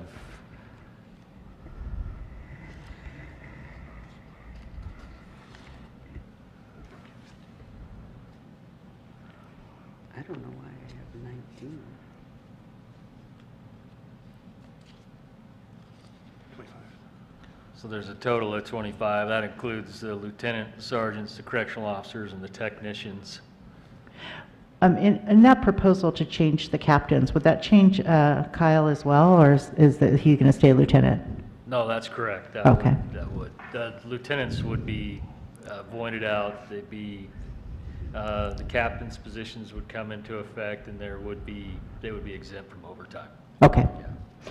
Yeah. Sorry, Kyle, you lost your overtime. Okay, so there's 25. One of the most exciting things that I'm hearing and that I see in this budget is that we are going to increase the number of correctional officers. That's correct? So we're going to go from 10 currently to 15, and that's going to help us meet all of our Title 15 needs and that sort of thing. Yeah, that also includes the one with the well path agreement for the health officers. So they'll have a full-time correctional officer to do all of the, you know. Oh, that is wonderful. So you're going to have that special assignment, hi Nina, you're going to have that special assignment then for just transfers for medical appointments to get them to the different places within the facility. Right. That's great. So with that, my question is, that last year you asked for uniform allowances 18,000. This year you've only asked for 20. Are you anticipating the increase of 5 officers for uniform allowances? Yeah, that one, they're gonna, those new hires will get a $500 stipend when they get hired to buy those uniforms. Okay. So And they'll is be able the to- correctional side going to also go with the tans and the greens? Yes. Okay. Yes. Okay, I saw that, I just wanted to make sure that enough funding was going that way. We have the well path, and it's an enormous amount, but I do believe that it's the best service that we can provide. And is that split with probation and juvenile hall, or this line item here, is that pretty much all of it, and then probation brings in some money from them? It's separated out. It is Yes, separated Juvenile out. hall will have their own cost in their budget. Okay. The total cost for WellPath is a little over 1.4 million. Okay, so juvenile hall's portion is about, okay, whatever the difference is. Okay. I I put a little heart here because I was happy to see that the interfund of the mental health. I'm wanting to see more and more assistance from behavioral health in the jail for mental health reasons. I feel that's vital for those services to be provided on an ongoing basis. With the increase of correctional officers, I believe that we're going to also be able to have more ability for those programmings to occur as well. Am I safe to assume that? That's the biggest thing, is to get programs going back, get as many programs as we possibly can, and then the WellPath, the funded mental health side of it is huge in meeting all the Title 15 regulations and everything that we need to meet. Nowadays, with the laws constantly changing and more, we just absolutely have to have it. Yeah. Absolutely. The hospital reimbursements, the first time I've seen a state aid, I'm assuming it's the state hospital reimbursement of $8,000. Is that because we're keeping ISDs a little longer and so they're putting some money back in? You know the answer to that? Yeah. I believe that is for the reassessments that they're doing at the 6-month mark. Oh, So okay. traditionally, somebody gets put onto an IST list and then they wait for a bed. It is left up to the local medical provider in the county facility to try to get that escalated if somebody's starting to deteriorate or whatnot. So in that program at the 6-month mark, they are teleconferenced with one of the state hospital psychs, and a good portion of them are reestablished or Restored to competency? Restored to competency. There are folks that went on their initial arrest, they're starved, they're nutrient deficient, they have a pretty significant substance abuse addiction. So that physical response is contributing to their mental health. Yeah, and for some of the folks, it does bring just having a stable living environment with regular meals and medical care will just kind of bring their competency back into place, and the state provides us funding for participating in that. Okay, that's great. Also, with the behavioral health, received quite a bit of money from the state hospital fund, and so I'm hoping that we're working. They can't provide me details because of HIPAA and all that, but I'm hoping that they're able to identify some people to put out on that diversion with the state funding. I'll talk to you more about that. The other thing, the booking fees, I noticed that they're really consistently at $37,502. With the new changes in fees that through the probation department, let's say, I think that's $1839, where they're not really collecting fees. Are we still able to collect booking fees, and where do we get those fees from? I believe we still receive booking fees from probation department for PRCS holds and whatnot. And I believe we charge the other agencies booking fees, so the PD and CHP. Mm-hmm. Okay, that's how we did it in Sonoma as well. I was just curious. And then PC 4750. Can you just? I looked that up and I couldn't really remember. And if you don't remember, it's okay too. I couldn't figure it out. So it's probably one of those things. No worries. I could refresh myself on it and speak to you later. Yeah, no off the worries. top of my head. I know. I mean, we're just kind of asking a bunch here. That is actually all I had for the jail, so Sue, if you had some extras. I'm good. And then I just want to say if the two people in the audience, if they had any questions with regard to the budget on this for the jail or the sheriff. Simple questions. I'm just disturbed about the DSSI system being. Yeah, and you know what, and I'm glad that you spoke up earlier. What people in the audience might not hear is that Ms. Sutter has some concerns about our systems, and that's one more system. And so I do agree with you, and perhaps that's something that the board needs to look at when we start working with the budget team to allocate that money. So I appreciate your feedback. Anything that you want us to know, anything that you need from, and again, not going to happen this year, probably Supervisor Maston and I are just really kind of doing this for educational purposes, but is there anything that you would have wanted to see happen or that you are kind of anticipating in the future that you may need to see happen with the budget that could help provide better services, better than you already are doing, which you are doing a great job?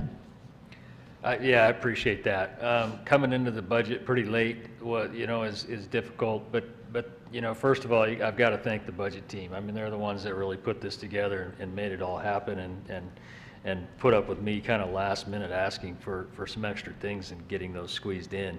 And that was a big deal. It really was. I knew it took a lot of extra effort to put all that together, and so we're fortunate to have these guys. But yeah, I'm looking at a 2-year plan for next year. What do we need? And that DSSI system is one of them. Hopefully by next year we have that in place. But there, our drug task force is a huge need for this community. Yeah. And I know that staffing is difficult. So maybe we can look again at pay increases again. That's going to be a big thing, is retention of employees. Competing with other agencies is probably the most difficult thing that we face. And so there's quite a few other things. The building we're working on that. So next year there'll probably be some upgrades we need to do. And then the next process, once we get dispatch up and going with the new system, is getting our cars outfitted with a better system. So I think that would be on next year's budget. Are you automated in your vehicles now? Like, can you run a rap sheet or anything like that in your current vehicles? You cannot run a rap sheet or a license plate in the cars currently because of our DSSI system. Okay. It just won't let us do that. There you go. Well, but they still have dispatch, so it's not as if they're not getting the information. I mean, Right, they right. can call it into dispatch, and dispatch can run the wrap or the vehicle, check on the vehicle, registration and that sort of thing. So, I mean, I don't want the public to think that somehow they're not able to have that information. Yeah, they're able to log on to DSSI and see the calls and so forth and have a mapping program in the vehicles. But there are much better systems out there, I think, that we can focus on with the funding for it. Yeah, and that's what, I've got that on my list. Sounds like our team over here has it on their list. I'll be reaching out to Congressman Huffman after I hear from them exactly kind of where we're at. I don't want to speak to something I'm not completely familiar with. So once I find that out, I'll reach out to Congressman Huffman as well as Senator McGuire, see if we can't find some of that funding for that system. That's very important. Yeah, that's wonderful. And then the other side of things would be to add dispatchers next year. And we did add 1 or 2 with Measure R? We did add 1, yes. Okay. And we're still feeling that need for a little bit more for another? Yeah, being that we Delaware SO handles over 15,000 calls per year. CCPD, I think they're in the 10,000 range, 9,000 range. Delaware Ambulance, and then of course the fire departments, they've had a huge increase in calls, unbelievable. Right. Increase in calls. And so, for one dispatcher to handle all of that is very taxing. And so, it's not something we can fix overnight, but we can put it on the wish list and let people know that is our goal, is to bring that up to at least a cover ship, so that we have some help during those peak times. We don't want to burn out our dispatchers. Right. They have an extremely difficult job. Yeah. Is Kyle still dispatching occasionally too? Not recently, but I'm still available. Okay. All right. It is a taxing job. I was just talking with Mackenzie, who we took from the Sheriff's Department. Well, actually, not really, but she's here now. And but I mean, another thing is the secondary trauma that comes from that. There's nothing like hearing that scream on the phone for help, and to now have that. So I want to make sure that we are taking care of our dispatchers as well as our first responders. But dispatchers, sometimes people forget the impact that they have. And so I do applaud them, and I'm hoping that you'll share my gratitude with them. Absolutely. Absolutely.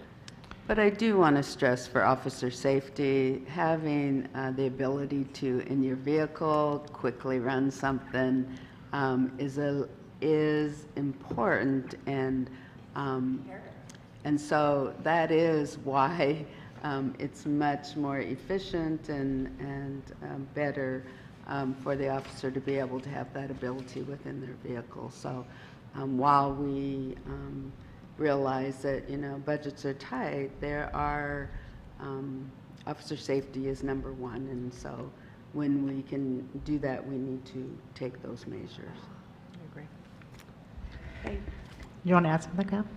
I was just going to say that those two issues are actually very closely related to a large portion of the radio traffic that the dispatcher does have to deal with pertains to those specific things. So the increase of actual dispatchers in the room, and while at the same time kind of decreasing some of the radio traffic that they have to maintain, would make it a lot easier to not only train fresh folks, but our retention, like you said, it reduce burnout. Excellent. Anything else that we need to know today? I think we about covered. Yeah, I really, important really things. appreciate it. This helps educate us to be able to know exactly the background and that sort of thing, and keep communicating with us. I appreciate that. So, Okay, Absolutely. Thank you so much. Thank you guys, and thanks to the budget team. too. yeah, we cannot thank them enough for sure. So while we have, if anybody needs to take a little quick break, okay, we'll take a quick break. Thank you.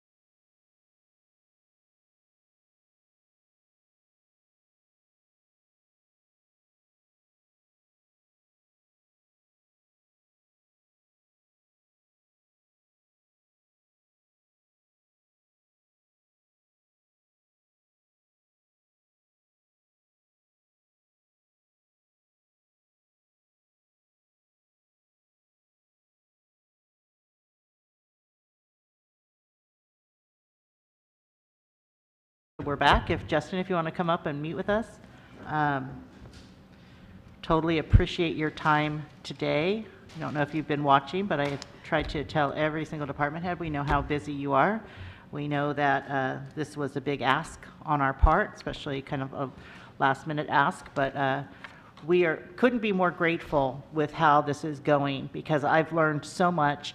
I'm able to, hear from departments where you and I have had a bit of a relationship, and I've been able to talk with you one-on-one, but some of them I don't, because they're busy and I don't want to always interfere, but I feel like you and I have become friendly enough to where we can communicate, so I appreciate that.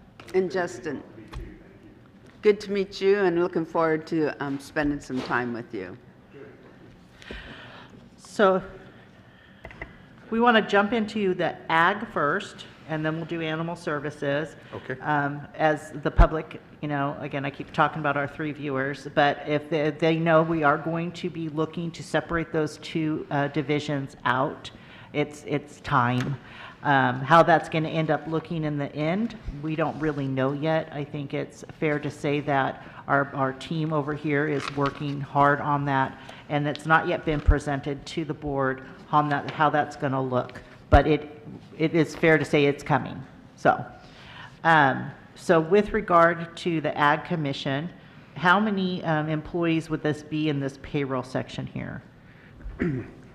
So for the agricultural division, our salary estimate for the 22-23 budget is for 5 full-time positions: agricultural commissioner, deputy agricultural commissioner, senior biologist, agricultural aide, and administrative secretary.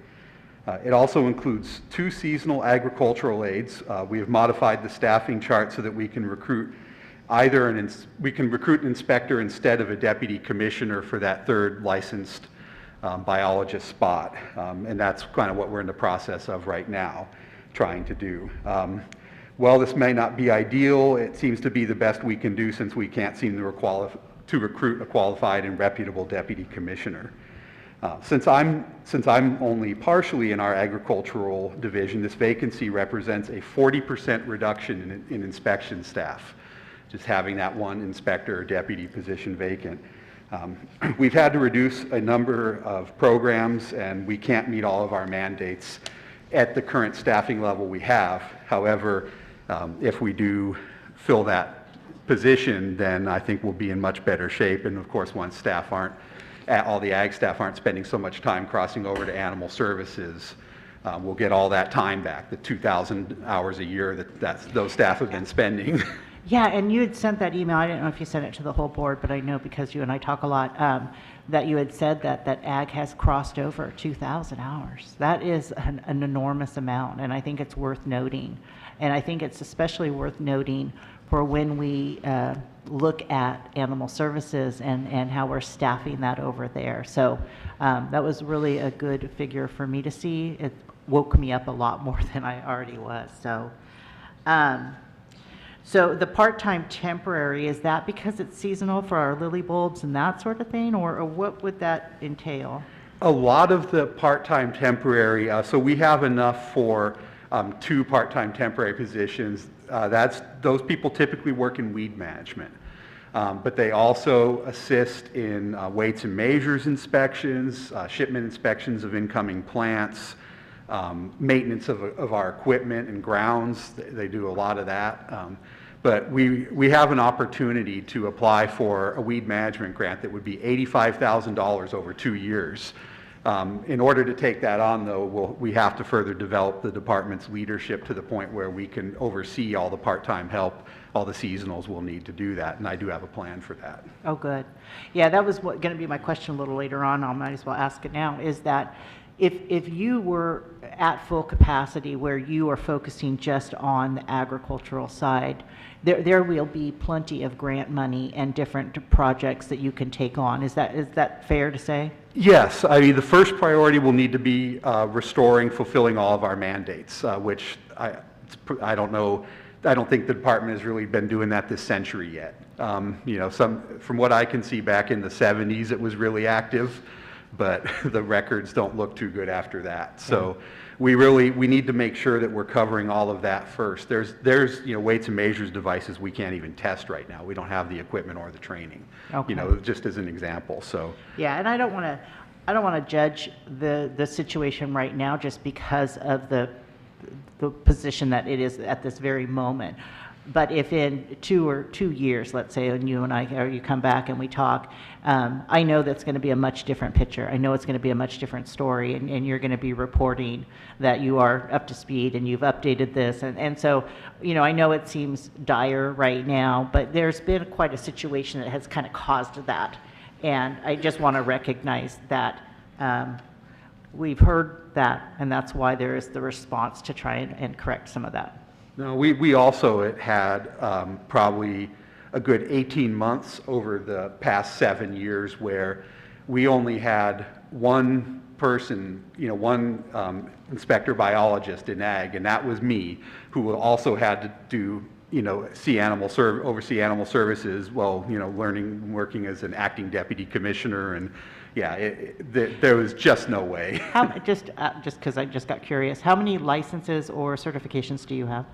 I have a Bachelor of Science degree, I have 8 inspector licenses and 4 management level licenses. All of those are required to be appointed as an agricultural commissioner. Yeah, so we're very lucky to have you. I'm not going to ask about it, but I noticed the liability insurance went up for the ag department. It went up for the board of supervisors too. I didn't take it personally. I think there's just some formula that they do to make that go up. So the travel and training, I did kind of have a quick question on. Would this training allow for payment toward, Chelsea or some of the other, the employees there to up their licenses so that they become more valuable? Is that incorporated in that budget? Yes, absolutely. And part of that process of attaining these licenses sometimes is going out of county and getting training. Right. Thankfully, it's been really convenient for Del Norte how many things have switched on to Zoom and, online. Yeah. But yeah, you just can't get all that training here, and there's no substitute. If you need to learn how to use a propane prover, so it's the machine that tests big propane tanks like you see at the gas station. You're talking about flammable gases and gas under pressure.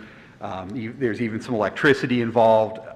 That's just not something you can throw someone into. So it takes time to develop those skills. Do you work side by side with in our environmental health department too? Because I would have thought that was something tested by them, but it is by ags. Oh, it's us, yeah. Okay. Yeah, we test all the commercial devices for weights and measures. We do work with them though, like on some issues at the farmers market, especially where there's some crossover. So. Okay. Yeah. The vehicle, I saw that you guys got a new vehicle last year. Yes. Okay, and that was for ag. Yeah, And that's still in good shape. Oh yeah. Okay. Yeah, that's a 4x4. The existing one we had was getting to the point where it was costing so much to maintain.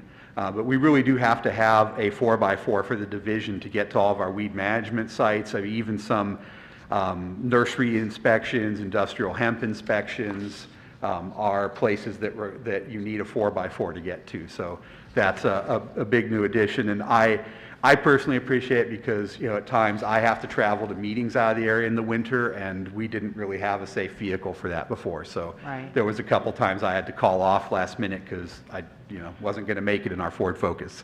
No, come on, we don't want to trash the Ford Focus, but no. One of the things that I saw in yours that I could have overlooked, but I didn't see in other departments is bank charges. Do you know why there's 1,900? I mean, again, it's just a curiosity thing. I'm not looking to take it out but I'm just kind of curious, why does the ag department have bank charges? Well, we do conduct a number of transactions, whether it's people paying device registration fees for weights and measures, or any pesticide applicator who wants to do business in Del Norte County, or a pest control advisor, those types of folks, they have to come in and register with our department and pay a fee to do so. So we also issue, every time the bulb growers ship, they have to purchase, they have to pay to get a phytosanitary certificate from us. So we take in a fair amount of money through different programs. Okay. So is that training item budget enough, considering the amount of trainings and certifications that you're required to upkeep for what you oversee? Is that actually enough?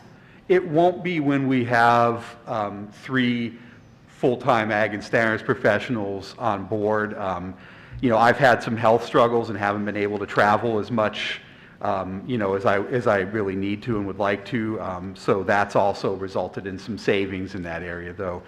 A lot of it's going to depend, too, on who this third person we get is. If we actually do somehow get a deputy commissioner, there's more travel at that level. Or if we get a brand new inspector who needs a ton of training, there's going to be more travel early on.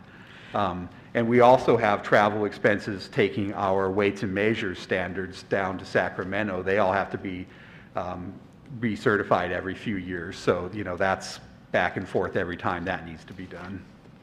Two times. You have to drop them off, and then you have to go back whenever they're ready and get them. So okay.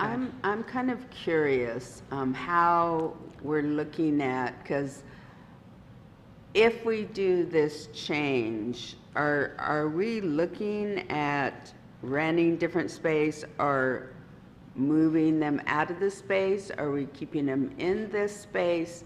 I'm just trying to look ahead for when we do any kind of changes or transferring over. And should we not be looking at in this budget, or what our plans are here? Is that something we should be looking at here? Yes, it'll definitely be a consideration through the process. It'll be secondary to actually getting the department transferred to the sheriff's department. Because the space right now is adequate for those divisions, we know that they do need to be separated. And so, as part of this process, it will be looked at where we can actually relocate agriculture and get them away from the shelter area. Okay. And just to piggyback on that, when it comes back to us for this transfer and this switch, will both these budgets kind of look different at that point? Do we alter the budgets then, or do we wait till the next year? We'll alter it then. Okay. When the transition takes place, because right now I believe Justin's split between the 2 departments as the department head, and so when that transition is finalized, we'll actually make those changes to the budget and bring it back to the board. Okay, I just wondered how that worked, if that's something that you have to do as a government code that only requires you to allow to alter the budget just during the budget process, or if it's something that can be done. Okay. Do you have any other questions on that? So also for the capital improvements will come under, because there's some serious needs when we get to, that'll come under when we do the study, and it'll be identified. And with that, I'd like to know, is there any ag capital improvements that you felt were necessary? Definitely. Many of our capital improvement needs are in weights and measures. At this point, we're not able to test most of the sub meters in our community due to a lack of function equipment and having limited workspace. We need to build a water meter testing bench. A bunch of people are starting to get those, and we can't test them. We're seeing an increasing number of devices, and at this point, we're paying Tehama County to do it for us. And one of the big problems with that is that's for both our water and electric meters. One of the big problems with that is we can't respond quickly to industry's needs. So, a park has to change a bunch of their meters, or Suburban, has a bunch that go bad, and, now they need us to test them. The wait time is very long, and the industry has complained to me several times about this issue, and it's definitely something that we need to get sorted out. Also, the building which stores a lot of our weights and measures equipment on the grounds, which we call the Fish and Game building, is in disrepair, and building maintenance doesn't think it can be fixed. So That's also home to our pesticide storage room. The building is sound and safe for the pesticide storage at this point. That part of the building is in better shape. It's not any kind of a danger that way, but it's something that needs to be addressed long-term. We need a workshop area for weights and measures, a lab area for ag, and space to store all of this equipment that the division has, essentially. One other issue is our weights and measures truck. We took a surplus truck, from another department, hoping that could solve the problem in an economical fashion. It just isn't.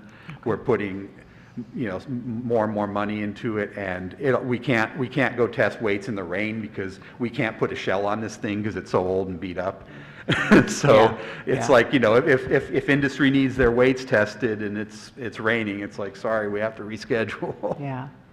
And so this is super valuable for us to hear, and I know that the budget team has heard that as well. So again, I love to know kind of like the big picture, knowing that we can't solve it all. However, I want all departments to have everything that they can within the budget that we can provide them. So I am hoping that you'll work with the team and communicate with us, saying, okay, this is what's more vital than that. And as far as the capital improvement for where the pesticides are housed, that's probably on one of the lists that we could be looking at. I know that we're going to be looking at all the different buildings that building maintenance is responsible for, so that possibly can make its way up the list as well when we hit those capital improvement areas.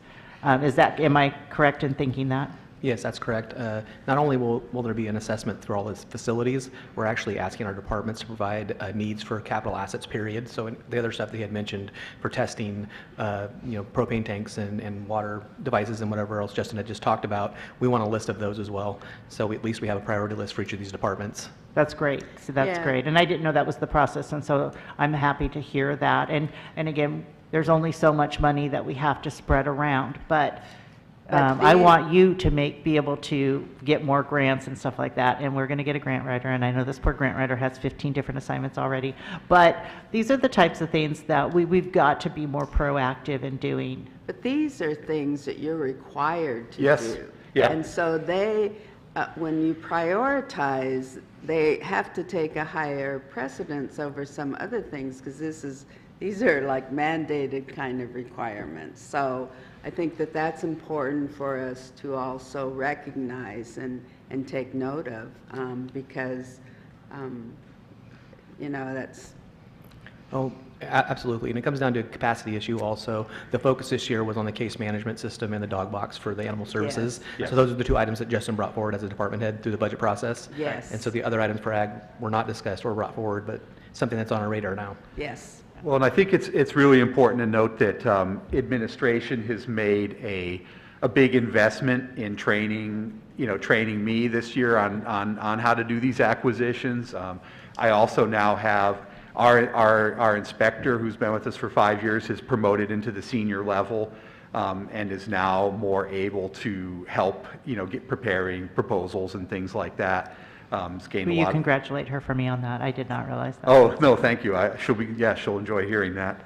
And I want to say that too, is that Justin has received more help this year than the whole time that you've been here.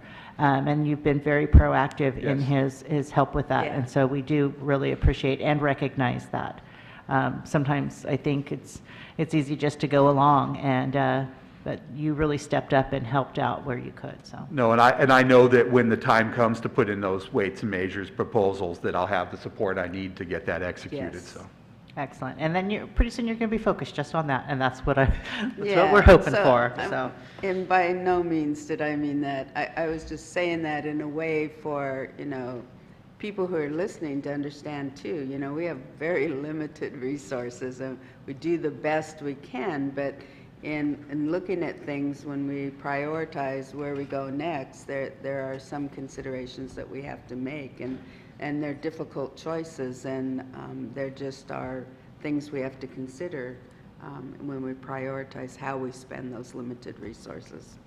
So we only have about 5 minutes left with Justin, and I know that animal services is going to be something that is going to be brought before the board soon enough. So I don't necessarily think that we need to go entirely through this, because we are going to be going through this when it gets presented to us when we do the switch. Some of the things, and it's just me kind of thinking out loud, was that the uniforms, I know that there's been discussion about that, but that's when Sheriff Scott will maybe come in and want to advocate for that. If I was to look at the maintenance of the equipment for only $200, I find that to be incredibly low, knowing how often that washer breaks out there. You know, I mean, those little things, but I don't know that we have to get so deep into any of this right this second, because I know our team is going to be presenting a lot more later, and that's when we can maybe do a little bit more. Is that fair to, do you have anything to add for that? No, I think that's fair. Yeah, our supplies and services lines did go up this year, and they'll need to go up again. There are some animal care items, like some of the cleaning supplies, that have gone up 50% in price since the beginning of the pandemic. Medications have gone up a lot, and of course, gas. You know, the animal control officers do need to drive a lot and such. So, you know, there's some areas of our budget where we're getting hit disproportionately by inflation, and we'll have to, you know, make up for that. Okay. That's all I have. Again, I'm not, just because I breezed over animal services by no means that I'm not heavily invested in it, but I think it's not the time or the place, because it's going to be proposed to be changed probably in the future. Because we do have Would we be several questions. Yeah, would we be able to have input when it comes forward to the board at a later Or do date we with the new need- budget, or is this now the time if we were, I mean, and I'm just saying, for when we meet Tuesday, I could put it in writing, that whole process, but should we do it for animal? I think we have to do it, because if we're going to come up with any recommendation, it has to be by October 3rd. Well, yeah, well, that's the absolute drop dead. That's, October 2nd is the last day we can adopt the Yes, final second, budget, yes. yes. Oh. In writing, so we really Okay. need to go through. Yeah, well, I will, do you have any other questions here? Because I know that I do, but I already know what I want to put in writing to ask for changes. I don't know if you do. You want to just quickly go through it, so that at least people who are listening can kind of Okay. hear that? So with absolutely. So payroll, that includes a supervisor ACO and 2 ACOs. Did we ever get that second one hired? Yep. Oh, good. Okay. Yep. That's nice to hear. And then we have a part-time kennel attendant, or 2 part-time kennel attendants. Well, we have 2 with a third starting at the end of the month. You know, I think the jury is still out on whether or not the part-time work, you know, if that's really the solution to it. We're kind of leaning toward no, that eventually probably there does need to be a full-time kennel attendant involved in the mix. We just keep having vacancies, part-time people, you know, if they need to work other jobs to get by, so their schedules change other places, or the other place, what's been happening to us lately is the other place gives them like a $3 raise and offers them more hours, and then, you know. Here we are. Yeah. Yeah, okay. Yeah, some people have been talking to me about a full-time kennel attendant. I just wasn't, that's not included in that first payroll salary. So far, what we have under that part-time is just 3 part-time kennel attendants. Yes, so it's also important to note that part of the part-time budget for that division is half of an part-time office technician position as well. That's right. And we are Yes, interviewing okay. for that the first week of October. Okay. I found it kind of interesting, though, that in there is no insurance here. There is no payment under 20150. There was no insurance allocation, but it hasn't been for years. So I thought, well, okay, maybe they just don't have insurance, or it's someplace else. Yeah, it's in the lines right below that. It's broken out by the liability. Oh, I see. Okay, so it was Liability back what property. Clint was saying Yeah, yesterday, you it- can't get rid of, okay. Yeah. All right, so liability insurance, property insurance is there, okay. Again, I think, and I'll put this in writing for the thing, but I think it's awfully low for maintenance of the equipment, but that's just a personal thing there. that I'll do through the formal process. The professional services, the vet care, oh, that's what I did want to ask about too. Professional services for spay or neuter. And that is a mandate that animals are spayed or neutered, California code, is that correct, before they can be adopted? There is a rural county exemption, small county exemption that we qualify. Counties of under 100,000 in population may adopt them out under a spay-neuter agreement. We do that very seldom. In 2015, half of our animals were being adopted out that way. And over the last several years, it's about 1%. And I know there's some people that say that should never, ever happen, but it'll be a situation where we have someone who is a volunteer for 5 years, they're passing through town, they'll be a great dog owner, we have, there's a good connection, and we can get an adoption, and we know where to find them, and that they'll follow through. It's things like that, Okay. where you'd like to have that flexibility, to keep driving adoptions but yeah, 99% are adopted fixed. And contrary to what some of information circulating in the public, we do have spay-neuter money. That's what that professional services line is for more than anything else. That's also for if we are transferring dogs to another rescue and we need to get a health certificate, that's another common use of those funds. It's more for non-emergency routine veterinary services. Okay. Thank you for clearing that up for me, because I was of the mindset it wasn't, so thank you. A lot of other people seem to be as well. Yeah. Supervisor Starkey? Yes. I just want to touch on something you said just real quick about the maintenance of equipment at $200.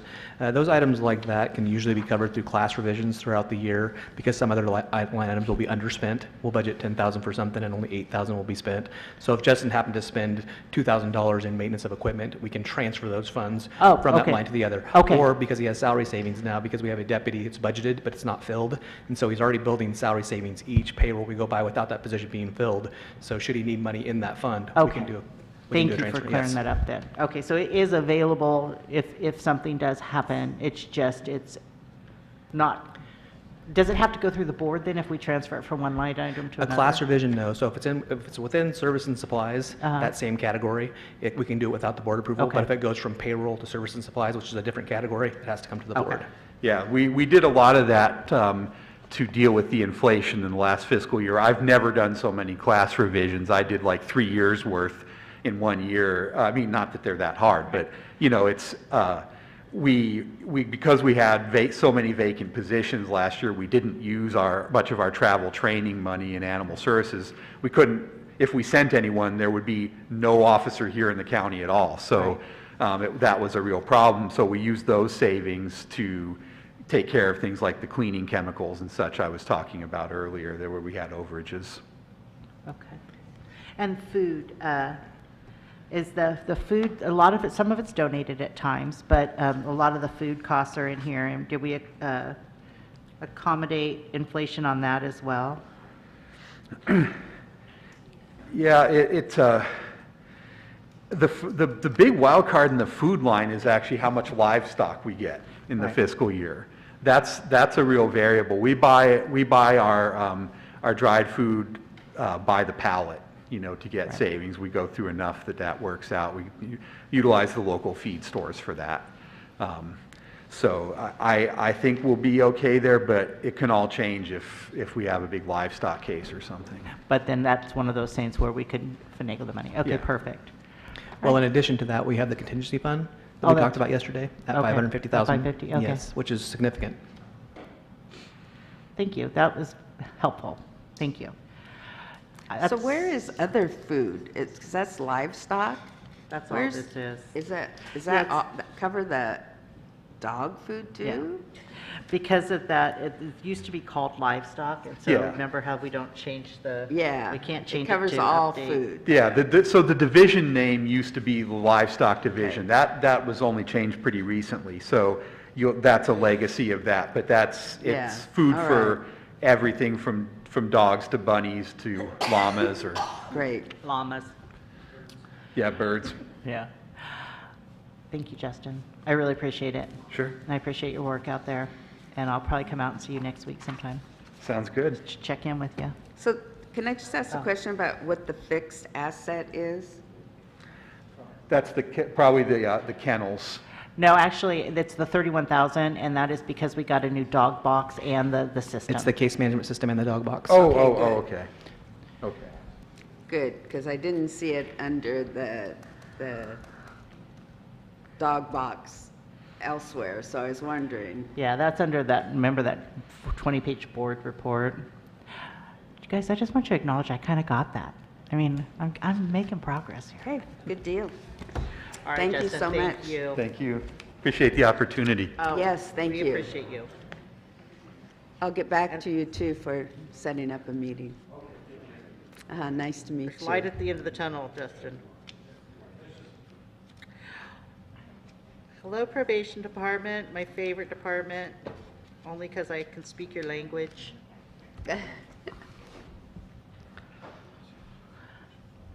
How are you today, Lonnie?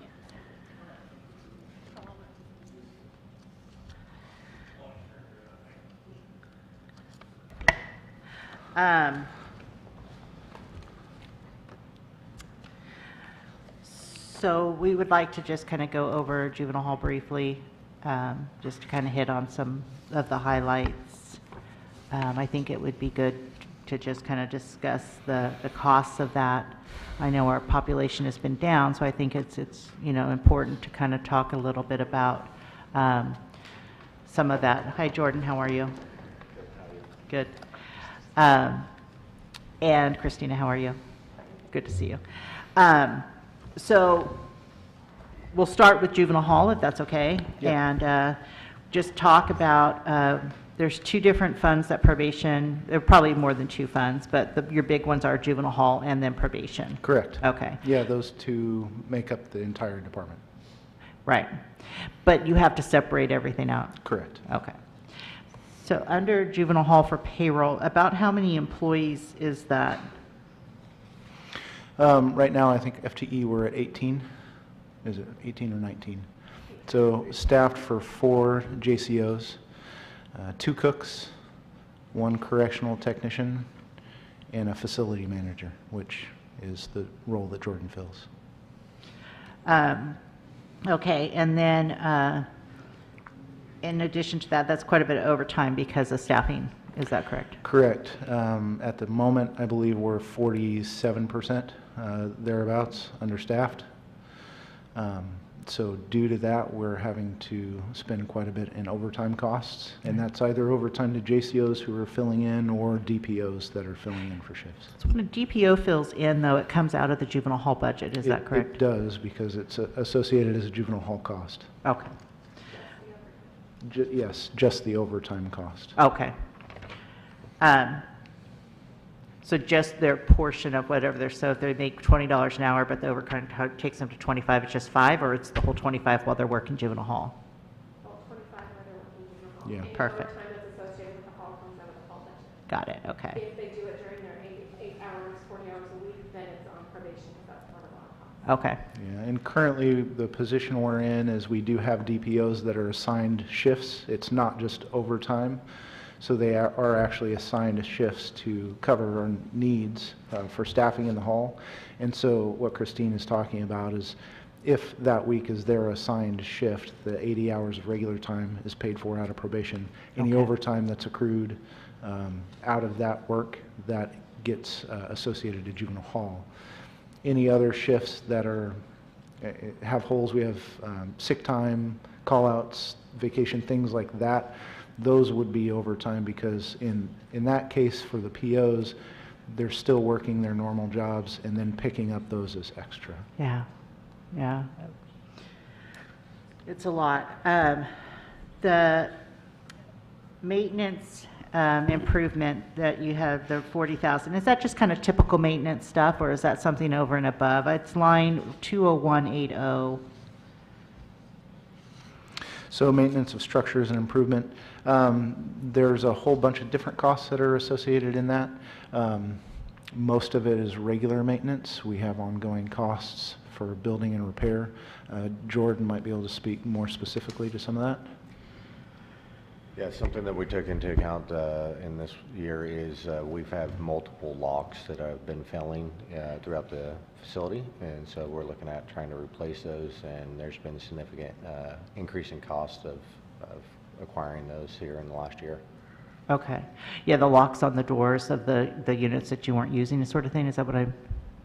Yes, so there's our Charlie unit has not been functional for several years, so we're trying to get that up to operational, but the main living unit also has multiple locks that have not been serviceable, so trying to maintain those. Okay. So that would come out of that 40,000, so I'm just kind of curious. Yeah, correct. In addition to that, we've had leaks that have had to be repaired during this last year in the secure corridor. And so some of the funds expended last year were for that. For the most part, I think we have those wrapped up, but there is some follow-up that has to be done for those. Yeah, well, I think when I came by, there was just the ring on the top of the thing still, so. Yeah. The nurse contract I see here, the 90,000, is that your portion of WellPath? It is. Okay. Yes. Okay. Utilities make sense to me, 127,000. It may sound like a lot for it, but it's a 24-hour facility, always operating. The lights are always on, so that makes total sense to me. You do get some income from the state aid for the food distribution. I was just curious about that. Is that part of a grant? Is that something that all juvenile halls get? So that's CNIPS funding. I don't recall the acronym, but I believe that's what all institutions in the state can receive, as well as school districts, if I'm not incorrect. So school districts also receive that funding, and it's based on the amount of meals that are prepared for the kids. Yeah, that's what I was curious, because the juvenile hall can operate it as a school too. So I had wondered if there was that funding that the schools do get, that for all kids to be able to eat breakfast and lunch, and I do believe some schools send home some dinner type thing. So I was wondering if that was what that was, that juvenile hall does get that as well. Correct, yeah, that's revenue that comes in for that purpose. The measure R was to recruit and retain, so we did have that in to be able to provide those increased wages so that we could perhaps look at that to recruit and retain. The capital improvements, unless Supervisor Master has anything on the actual, the numbers. No, my next one is down under fixed assets. Oh, yeah, I had that highlighted too, and Yeah. we could ask that. What the fixed assets that she looks like she did and I did was, it was for last year, and so I think we were just kind of curious for No, the this was a request. 450. It was a request Oh, for it was this the year, request for but the I was wondering what it 450. was. It didn't get funded, but it was a request Oh, that's right. on page 3 of 6. Yeah, so our control system is the original that was installed when the building was built in early 2000s. I think opened in 2001. My understanding is that at that time that control system was dated, although it was the one selected for the building.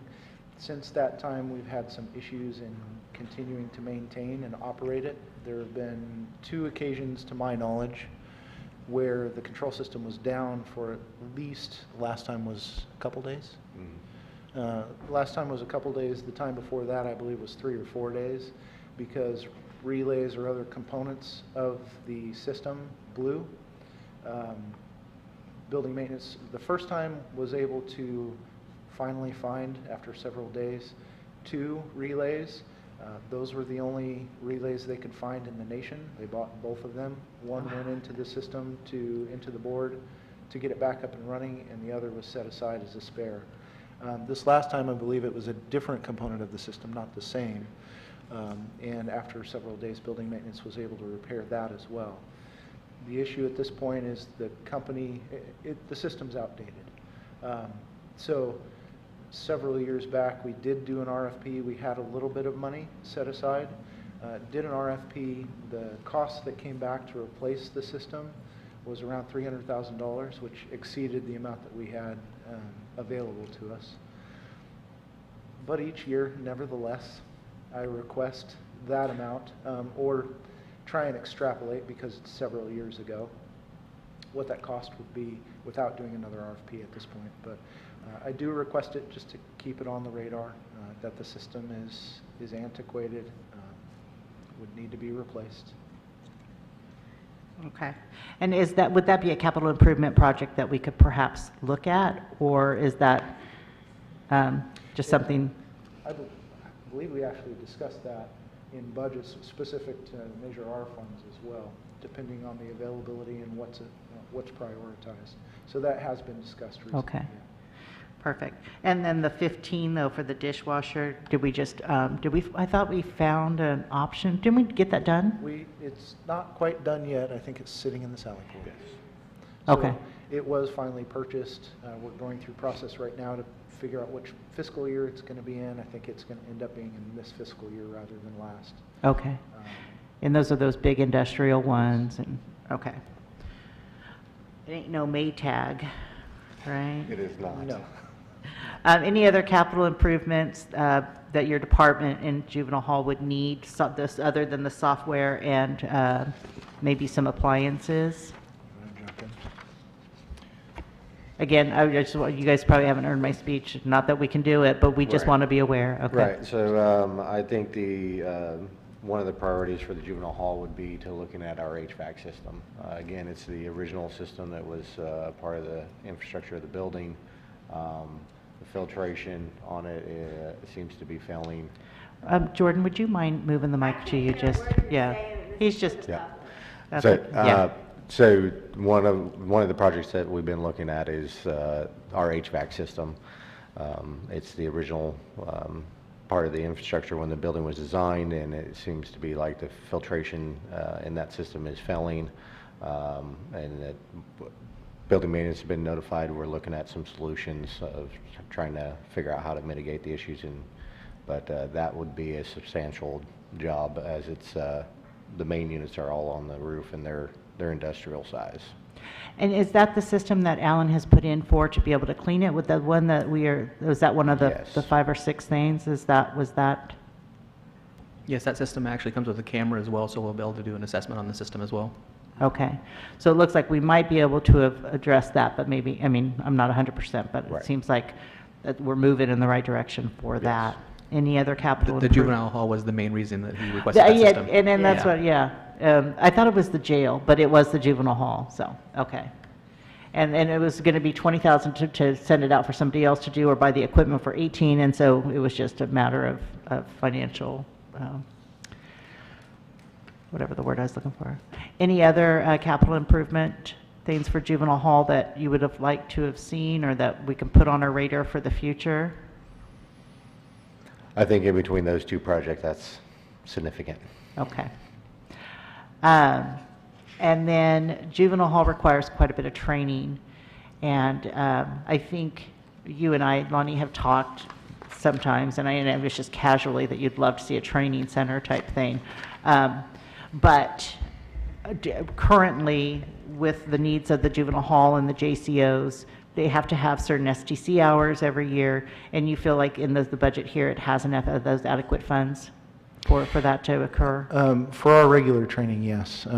Our probation officers, well, specific to juvenile hall, JCOs require 24 hours, certified hours each year. My goal has always been to exceed that, because, I mean, that 24 hours kind of scratches the surface regarding what their job duties require. But a minimum of 24 for our JCOs that are line staff. Supervisors are required to have 40 hours of training annually. And given our normal practice and what we provide, we've been able to do that on a regular basis. We provide in-house training quite a bit. Jordan's our defensive tactics instructor, and those hours are certified. We try each year to bring a trainer in locally from outside, so we don't have to send everybody out, because sending folks out for that amount of training is extraordinarily expensive, because on top of the training drain cost. on the actual, the services that are needed to be provided. Correct. And in addition, we have to pay for travel costs. So we're housing staff in hotels out of town. We're paying per diems. So it's much more efficient, yeah. economical to bring somebody in who can actually provide the bulk of that training each year. So we've been doing that for probably 5 or 6 years minimally. And we have that scheduled again for this year so we can get most of that training done here at home, locally, if not all of it.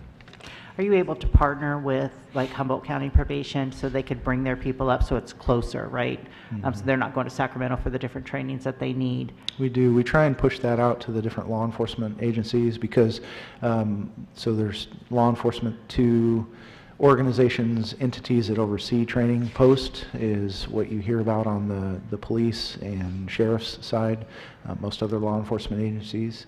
STC is standards for training and corrections, and that is the entity that we fall under. And STC covers us, it covers the prison employees, CDCR, Oh, okay. as well as custodial staff in the jail. And so we try and push that out because most of ours is STC certified because that's what we need. Right. But there are occasions where the course offering is post-certified as well, so it could go for certified training hours for other law enforcement officers. But at the very least, it's good training, period. Right. So depending on the agency, what their availability is, who they're able to cut loose, we try and push those out through Leadon. I know Jordan's involved in the different training organizations and associations, does involve Humboldt County. So they hear about those trainings when we bring them up as well. So we try and put those out and make them as available as possible for other agencies too. Great, great, thank you. That's really all I had for juvenile hall, unless you have something else. We can That's move on good. to probation. And I didn't realize you don't separate out juvenile probation and adult probation. It is all one It is all thing. one. So approximately how many employees is there underneath this, the payroll for this, the 10010? So take the 18 out, I think we're total department staffing, we're at 48, so I have on paper about 30 positions. We have, Can I ask real fast, what do you mean Yeah. take the 18 out? What did that mean? for juvenile hall, I'm thinking, Oh, so total You're right, department. okay, you think big picture, okay. Yeah. All right. So 30 adult, 30, 23. I'm well, everybody corrected. needs a Christina in their lives to keep us on track, that's what Yes. I think. Okay, so 23 current positions where but you're funded for 30, is 23 FTEs. I currently have 8 vacancies, that? Okay. 30. How many of those vacancies are probation officers? Right now, I have 5 vacant probation officer positions. And is there a current, Recruitment? yeah, that's the word. Always. Okay. We had this thing in Sonoma, we called it continuous filing. Do you guys do that here? For recruitments? Yeah. We've done it both ways. There's advantages, disadvantages in both ways you go about it. I think JCOs right now are continuous. I think DPOs are open close. Okay. One of the, we've gone back and forth. HR's tried to tackle it both ways to see what ends up Which in one best works the results. best? One of the downsides of continuous is once you open a recruitment, you send out all those flyers, you send out all the publication, and it goes out and it's there. But then it never gets re-upped. So nobody sees it appear in the paper again later on, things like that. So if it's just open until filled, you get that one notice and it's Have there. you seen some improvements with the NeoGov system? No. Not yet? Okay. NeoGovs, and I don't, Director Hafterson could probably speak to it better. I know I just there's- meant from your perspective in your department, if you've seen. I've heard good things, but As far as like how wide it goes, I think it is beneficial in that respect. Yeah. It offers a lot of benefits in the automation piece, the ability to track, the ability for us to be involved and see what's going on with our recruitments. Right. One of the downsides is it goes out wide. Okay. Speaking with another chief in the state whose county also uses NeoGov, there's some speculation I haven't been able to confirm or deny yet, but apparently part of the system is an applicant can fill out an application for a specific job and then request that the system send that application out to any similar or like positions.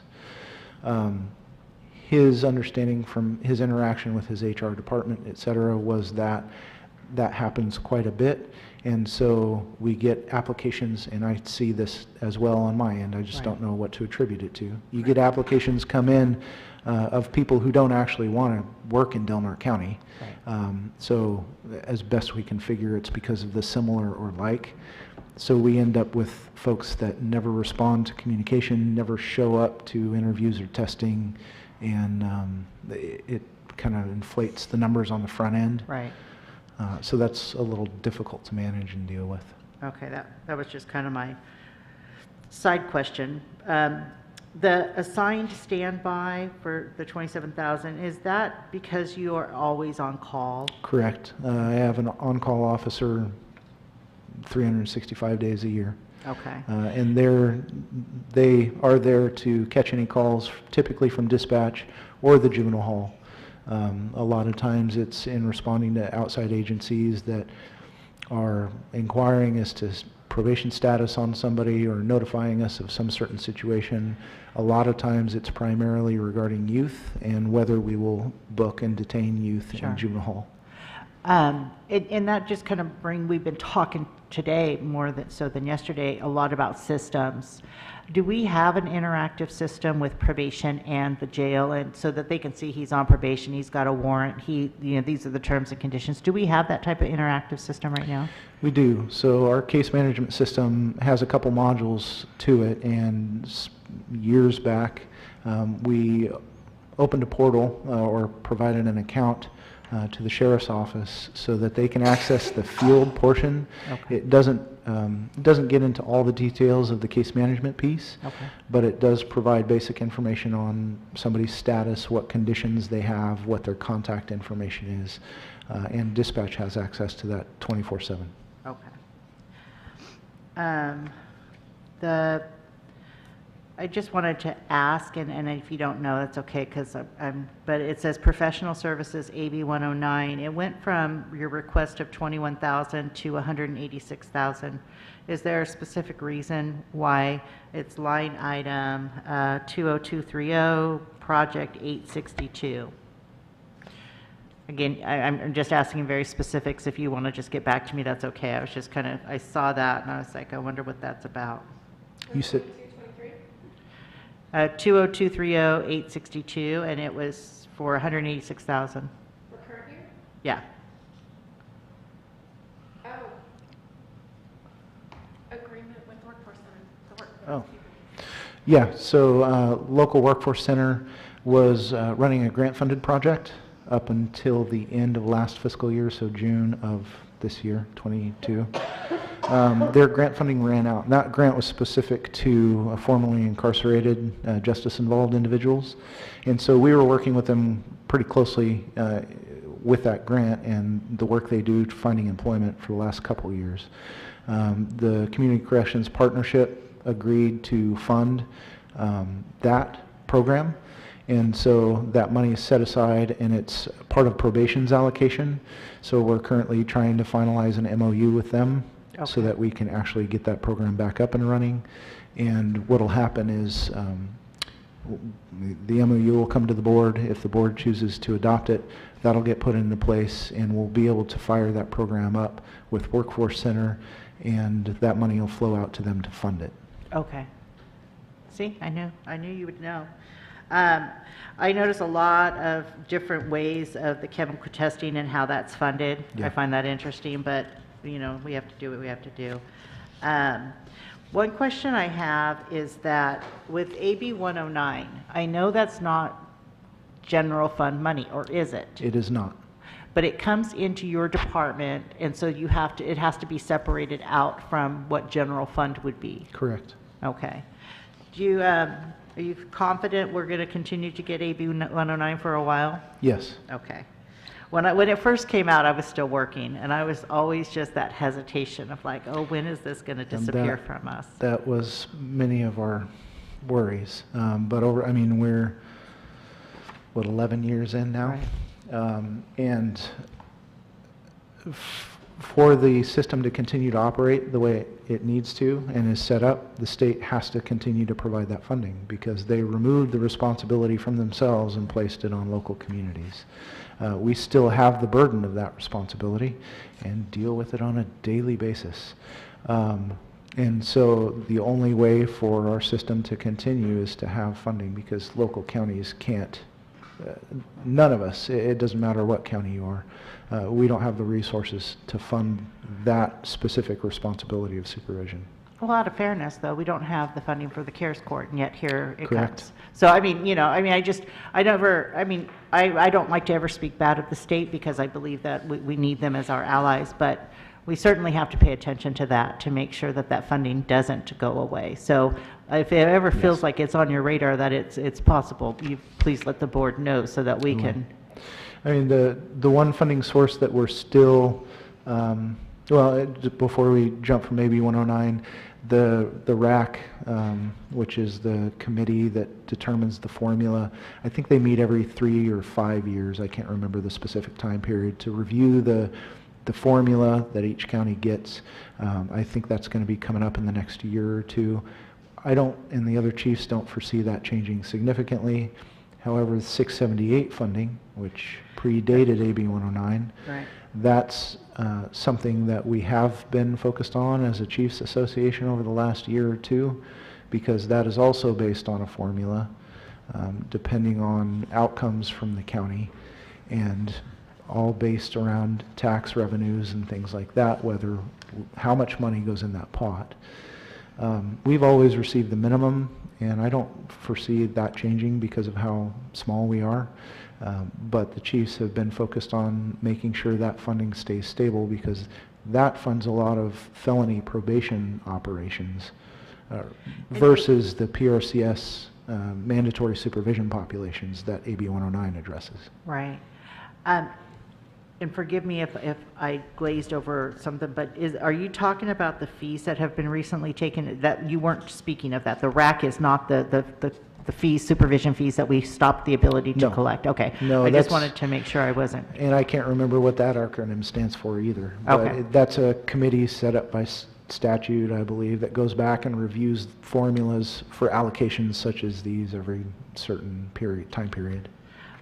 Because we're losing those fees, but what I noticed in the budget, which I was somewhat happy to see, is that the state did look like they came up with that AB 1869 criminal fees. It looks like last year and then again this year 68,000. That seems more than what we've collected. Is that correct? And I mean on fees, supervision fees in the past, or might be an overzealous. Was that based on fines fees? Yeah, it might have been slightly more. I mean, when that came out. Oh, okay, there's a formula for that as well. Yeah, and trying to capture the impacts of that was challenging, and frankly, we did our best, but I don't think we caught everything that the lack of those fines and fees actually funded. Okay, that's unfortunate then, yeah. There was one, because I missed while we were going through fixed assets, and I was wondering, because we're kind of doing more monitoring, and so I'm wondering with those monitors that you have under fixed assets, do you have enough of those? You don't need... The electronic confinement? Yeah, the electronic monitors.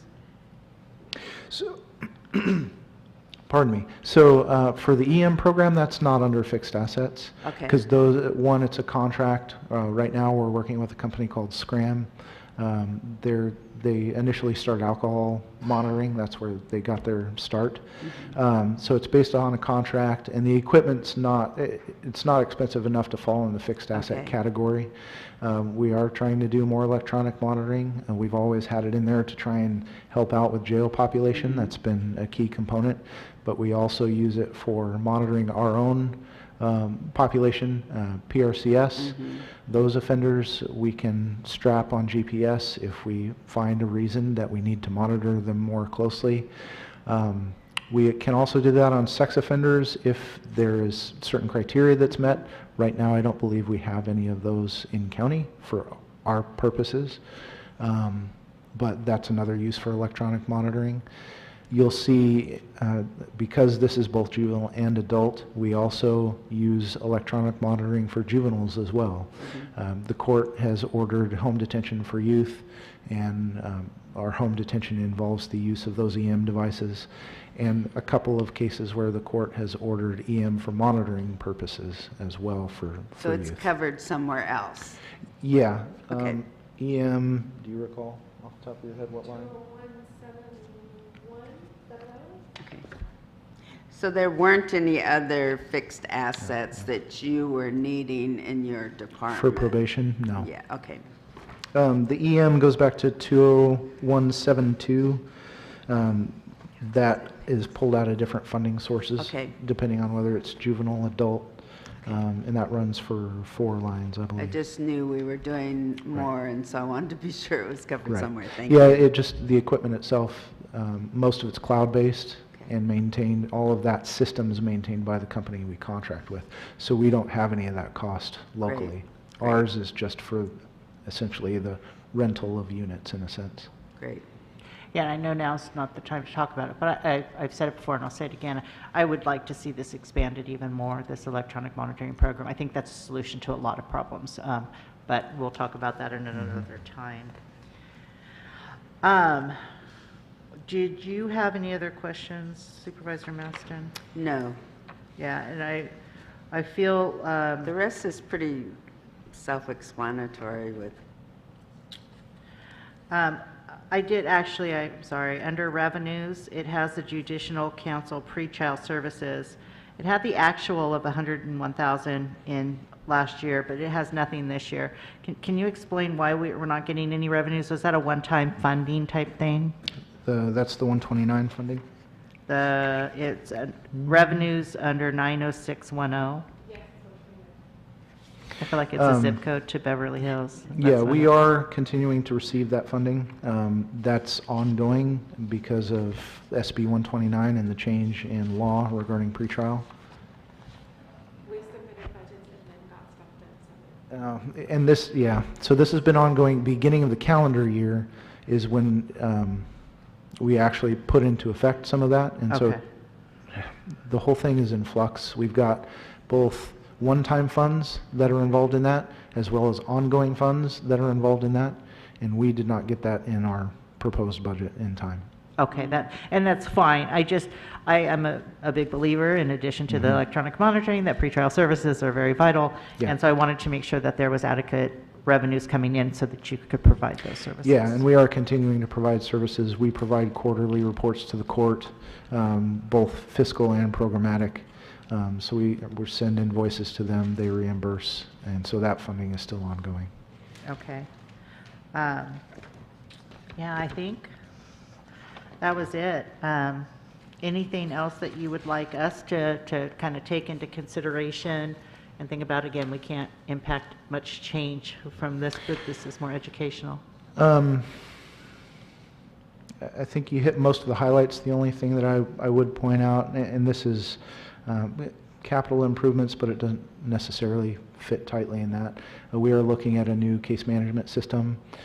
We actually have been looking for something for a number of years specifically for pretrial. Okay. We've gone through a couple iterations because we've been running that program for about 5 or 6 years, actually. It was funded out of AB 109 CCP funds for a number of years. With the change in law, now it's being funded through SB 129 funds and tweaked slightly. But throughout that whole process, just doing basic case management of who do we have, what are their terms of pretrial supervision, what are their court dates, all of that. It didn't fit well with the case management system we have currently for probation. The same company has a module for pretrial, and we piloted that. I think we might have been the first or one of the first counties to actually try and roll that out. We worked with it for a year, and they could not solve the problems for us that we had identified from the very beginning. So we backed out of that module. We've used paper files.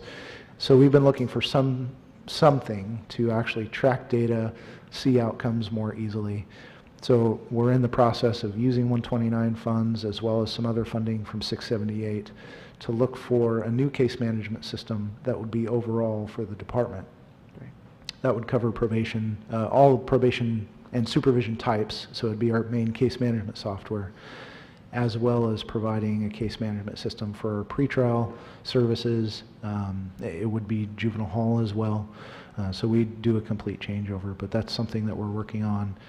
We have the funding, the bulk of it coming from the courts, but we also have some other that we'll be working on this fiscal year, and you'll see more about that. You already addressed some of the requests for training space. The thing I've noticed over the years I've worked in the county is each department's kind of up on their own as far as being able to put on training, and that's something that I'm pretty passionate about. I know the chief of police has been working on something. The sheriff has a lot on his plate, Yes. as we all know. But But if you could assist we with, can. yeah. There's plenty of people we can partner with to try and come up with a solution. So I'll be working towards that. Have you reached out to Pelican Bay? They have the one building that is currently. They have the in- IST. Yeah. I don't know, just kind of thought. Yeah, I also suggested that you reach out to CHP because they have all that training space. We've talked to CHP regarding training. They've got a great facility for classroom training, not so much for hands-on. for hands-on training. Their mat room is kind of a mat room, weight room. It covers a number of things, and it's not very big.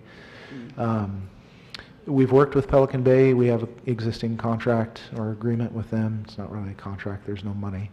But agreement to use their firing ranges. And they work with pretty much every agency in the county on that one. But the physical skills and the hands-on is the biggest deficit because it requires space and mats and all of that. We've made do, and we've got our small space, but I think we could do more as a community. Well, we need those So- skills to be fresh.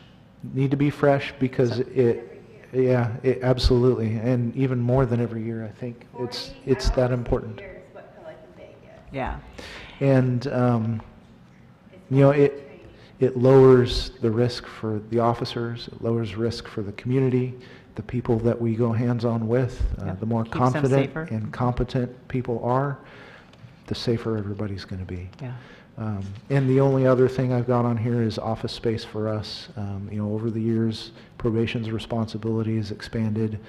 We've been in the courthouse, I don't know how long. People that are here longer than me would have to tell me. But it's pretty tight quarters, and so we did bring it up at the capital improvements meeting, and we'll do some more work on what our actual needs are and start exploring some options and what we may or may not be able to do. Excellent. Yeah, one thing I'm going to just say, having, briefly worked at the probation department, I would love to see interview rooms. I'd love to be able to see some of the different things that make it a little bit more private, because you're talking about real sensitive subjects sometimes. Yes, we and are. so, I mean, I'm all that for that. Again, we have a limited amount of money, we have a limited amount of space, but I'd love to be an advocate for you in that, just because I speak the language, Yeah. and I know your needs. So, again, I can't promise anything, but it's just one of those things. I see the need, and I'm hoping to be able to help you with that, as well as also the training, because I do think that's a solvable one. That one seems solvable because we have enough agencies that need that space to be able to do that, so they're training safely. Yeah. So we'll keep working on that together. I appreciate that. Any other questions for us? No, Thank Neil you. or Randy, did you guys have anything you wanted them to point out for us? Nina Or has Nina has a something, question. but you have to come You have to to the come up here mic. because we couldn't hear people last time. I know you don't like that, but. This is Nina Burgess, for those of you that don't know. Hi, I'm Nina Burgess, and I'm working with Danaka right now, and I just spoke with the director, and she's very interested about bringing the program Poetry Out Loud to the students that are in juvenile hall. If we can make that connection, that would be really good. That guy All right right. there. Yeah. We'll exchange notes. He's your man. Thank you very much. And I love Absolutely. that. That's great. It's a good program for the kids. Yeah. So that, yes. Valerie, I just didn't get to hear what the capital improvements were because the voices were so low. It was muddled. So Yeah. there were something about relays, and RH filtration. Yeah, the HVAC system is the, The HVAC, I Yeah. see, HVAC. And what was the The control system was the other big one for juvenile control hall. system? What? that's what lets people in and out of the doors, the Okay, control gotcha. system. Yeah, that controls the whole building. That's the electronic system up in control of the pod. You know that from Yeah. the presentation. Well, I know what Yeah. that is, Yeah. but I didn't hear it. Sure, so yeah. That's the problem. All right. Thank you. You're welcome. Anything else that you need us to know, or? I really appreciate your time. I know it's valuable. I know how valuable it is. So I appreciate that you came and helped educate us, because we need to be able to make good decisions, and we need the education behind it. Yeah, I very much appreciate this. Thank you. All right. Thank you. We'll be in touch. So that really kind of concludes it. If Neil and Randy, if you don't mind, that we just quickly go through those 4 departments that we didn't do. I don't think there's too much on it, but I just wanted to make sure I didn't ignore it. That's the public defender. Just correct me if I'm wrong, is that we do contract that there's not a department, we contract with that. We recently had something come to the board for us to re-examine that contract, and we do that individually with the 4 or 5 different public defenders that we do that with. Is that correct? That's correct. And so with regard to that, there is no real capital improvements for them, because that's all provided within that contract. All right, did you have any questions on that one? No. The Veteran Services 531, we have 2 full-time employees there? Yes, that's correct. Okay. And who is the boss of that? Is that you, Neil? Yes. Okay. All right. Yes, administration, we're the department head. The department head, because it used to be Child Support Services, because he had that background. Is that correct? Did he kind of have that under his umbrella? Yes, Mr. Goodwin was formerly the Veteran Service Officer. He was, he applied and was hired for the Child Support Services Director, and he agreed to stay on as the volunteer VSO. Volunteer, that's Yes. interesting, okay. And any kind of capital improvement that's going to happen at the VFW is going to be identified when we do our assessments. And they've already done so much work over there, and I get a lot of calls about the Veteran Services, so I know that there is more on their wish list. But I just wanted to say that there has been a lot of work done in the last 5 or 6 years over there. People want more, and I can understand that. Any questions on that one? No. So then recreation. One of the things about recreation that I did want to talk about is that what are some of the steps that we're going to be taking to recover? I know that recreation obviously got hit one of the most of our departments because of COVID. What are some of the things that we're doing to rebound from that? Excuse me, just continued outreach, basically. We meet on a regular basis with the recreation staff. They're part of our administration as well. They're another department of ours. And so we have ongoing meetings every 2 weeks to discuss what we can do to do better. And actually, with our outreach efforts, any ideas, we brainstorm, myself, Assistant CAO, Mr. Hooper here, Tony Self, and Kim and Jim from recreation. So we're just doing everything we can possibly think of as far as outreach. So can you tell me what we're doing to bring our services back up for the youth? That's what he's saying is the Yeah, I outreach. know you're looking to improve it, but I know that they have a couple of days, but are they looking to add back to pre-COVID for the number of days that they're going to be open? And I know I heard from some parents that the hours, because they're saying that by the time the kids go home and come back, that they were thinking that maybe the 3 to 5 would work better than the 4 to, 6 that's being currently offered might be better, because it's hard for students if they live somewhere else, they go home and then to come back. What are you referring to?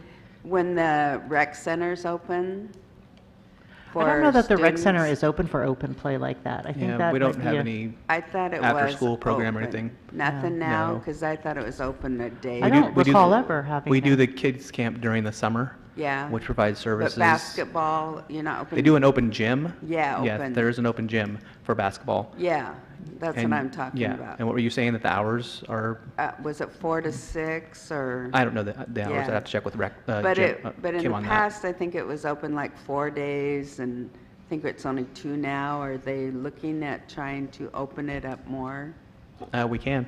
I think the participation has been very low. Yeah. I think our person that we actually have that is over there part-time temporary to open the gym has had to go home several times because nobody shows up. Okay, so it's more letting people know that we're back open again, so you're just Yes, looking at we're doing ways to get the word out again that we're open again.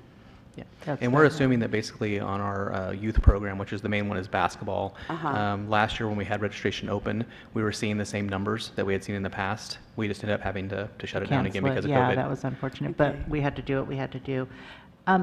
My only, and it's a suggestion, and again, I'm just voicing it here, but I can voice it at another place, is that some surveys for public input, and I'm sure that you hear the public input, but I'd love to know what programs that the public would want. You know, as trends change, as things go on, I'd love to know what the public would, you know, there might be some new gymnastic thing out there that people like, you know. So that outreach, I'm sure that's part of the outreach is, but I'd love to get more of a interactive thing with the public, so. And Tony may remember this better than I do, but I think we did do a survey 2 years ago? Yes. And that is something that is currently in the works. Sorry. That is something that is currently in the works with the department because of the low numbers we're seeing once we have reopened to start new programs. Our kids camp was fully sold out, I guess Nice. is the right term. I don't know what Yeah, the term is. at But capacity. that went fabulous. Youth basketball, we're anticipating a high number of participants as well. Those, and Junior Giants was completely successful. Was that a great program? And we're looking at signing an agreement for next year. Okay. And increasing the number of participants from like 210 to 300. Wow. And it's no skill level needed. It's basically to teach the kids the basics, as well as And the they go no through, like, bullying. a Well, real- and it's the whole mental health side of things too, the bullying and the teen Yeah. spirit type Right. function. So all of the youth programs seem to be recovering. Okay. It's the adult leagues that we're having the problem bringing back to pre-COVID. Okay, but you're working on it. Yes, They're- the outreach, Yeah. yeah. Excellent. Radio, Facebook. Linda had a quick question. I do. So I want to know what has been done in the way of a budgeting for the baseball fields, because they are in great disrepair to the point where people were coming here Yeah. and stating, hey, you know, people are getting hurt on these ball fields. And I believe Supervisor Howard said, well, maybe you folks can, you know, get someone to donate whatever to fix the repairs. But in essence, there was a violation of the contract because the maintenance falls on the recreation department, not the people who are renting. You disagree with that? So what I'm just going to Because clarify, that's- yeah, again, simple questions. And so what I'm going to ask then, what I think I'm hearing you say, is there a line item in the budget that does the maintenance of Pikes Field? Yes, there is. I'm not disagreeing with you, Linda. The reason I was shaking my head like that, in the contract, Little League is asked to maintain the fields themselves and not Okay. have building maintenance do it. I was going to try and get involved in Little League this year. I just can't do the time commitment. Yeah, Little League, Yes. and that's really common for a lot of counties, that Little League they get the access to the fields and they get to use the fields, but they do all the maintenance during that season. So you're saying they have to provide whatever they do to... That's what they choose to do. That's what they'd like to do. So, is that correct? Am I saying that right? 'Cause, Yes, that's correct. okay. But with that said, I know that we've gone after some grant funding to get that whole thing, spruced up to even better than what it is currently. And so I know that that's going to be on our list of things for the future as well. Well, and actually, just based on a recent discussion, Linda, we're going forward, we're going to actually require that the building maintenance staff take care of the fields through that contract, because prior to the season, the building maintenance staff actually had that in excellent condition, probably the best condition it's been in a long time. Yes. And it's just the knowing, it's the facility knowledge of knowing what needs to be done to those fields for drainage and for grading the fields and for Okay, so watering there'll the be changes fields, in and that. so yes. Okay. There, that was good. Thank you. Good. And then I was also, because I didn't see equipment maintenance line, and so I'd heard, we have a batting cage, but I'd heard that there was something about the roof that needed repair or something. Do you know anything about that? The batting cages haven't been used in years.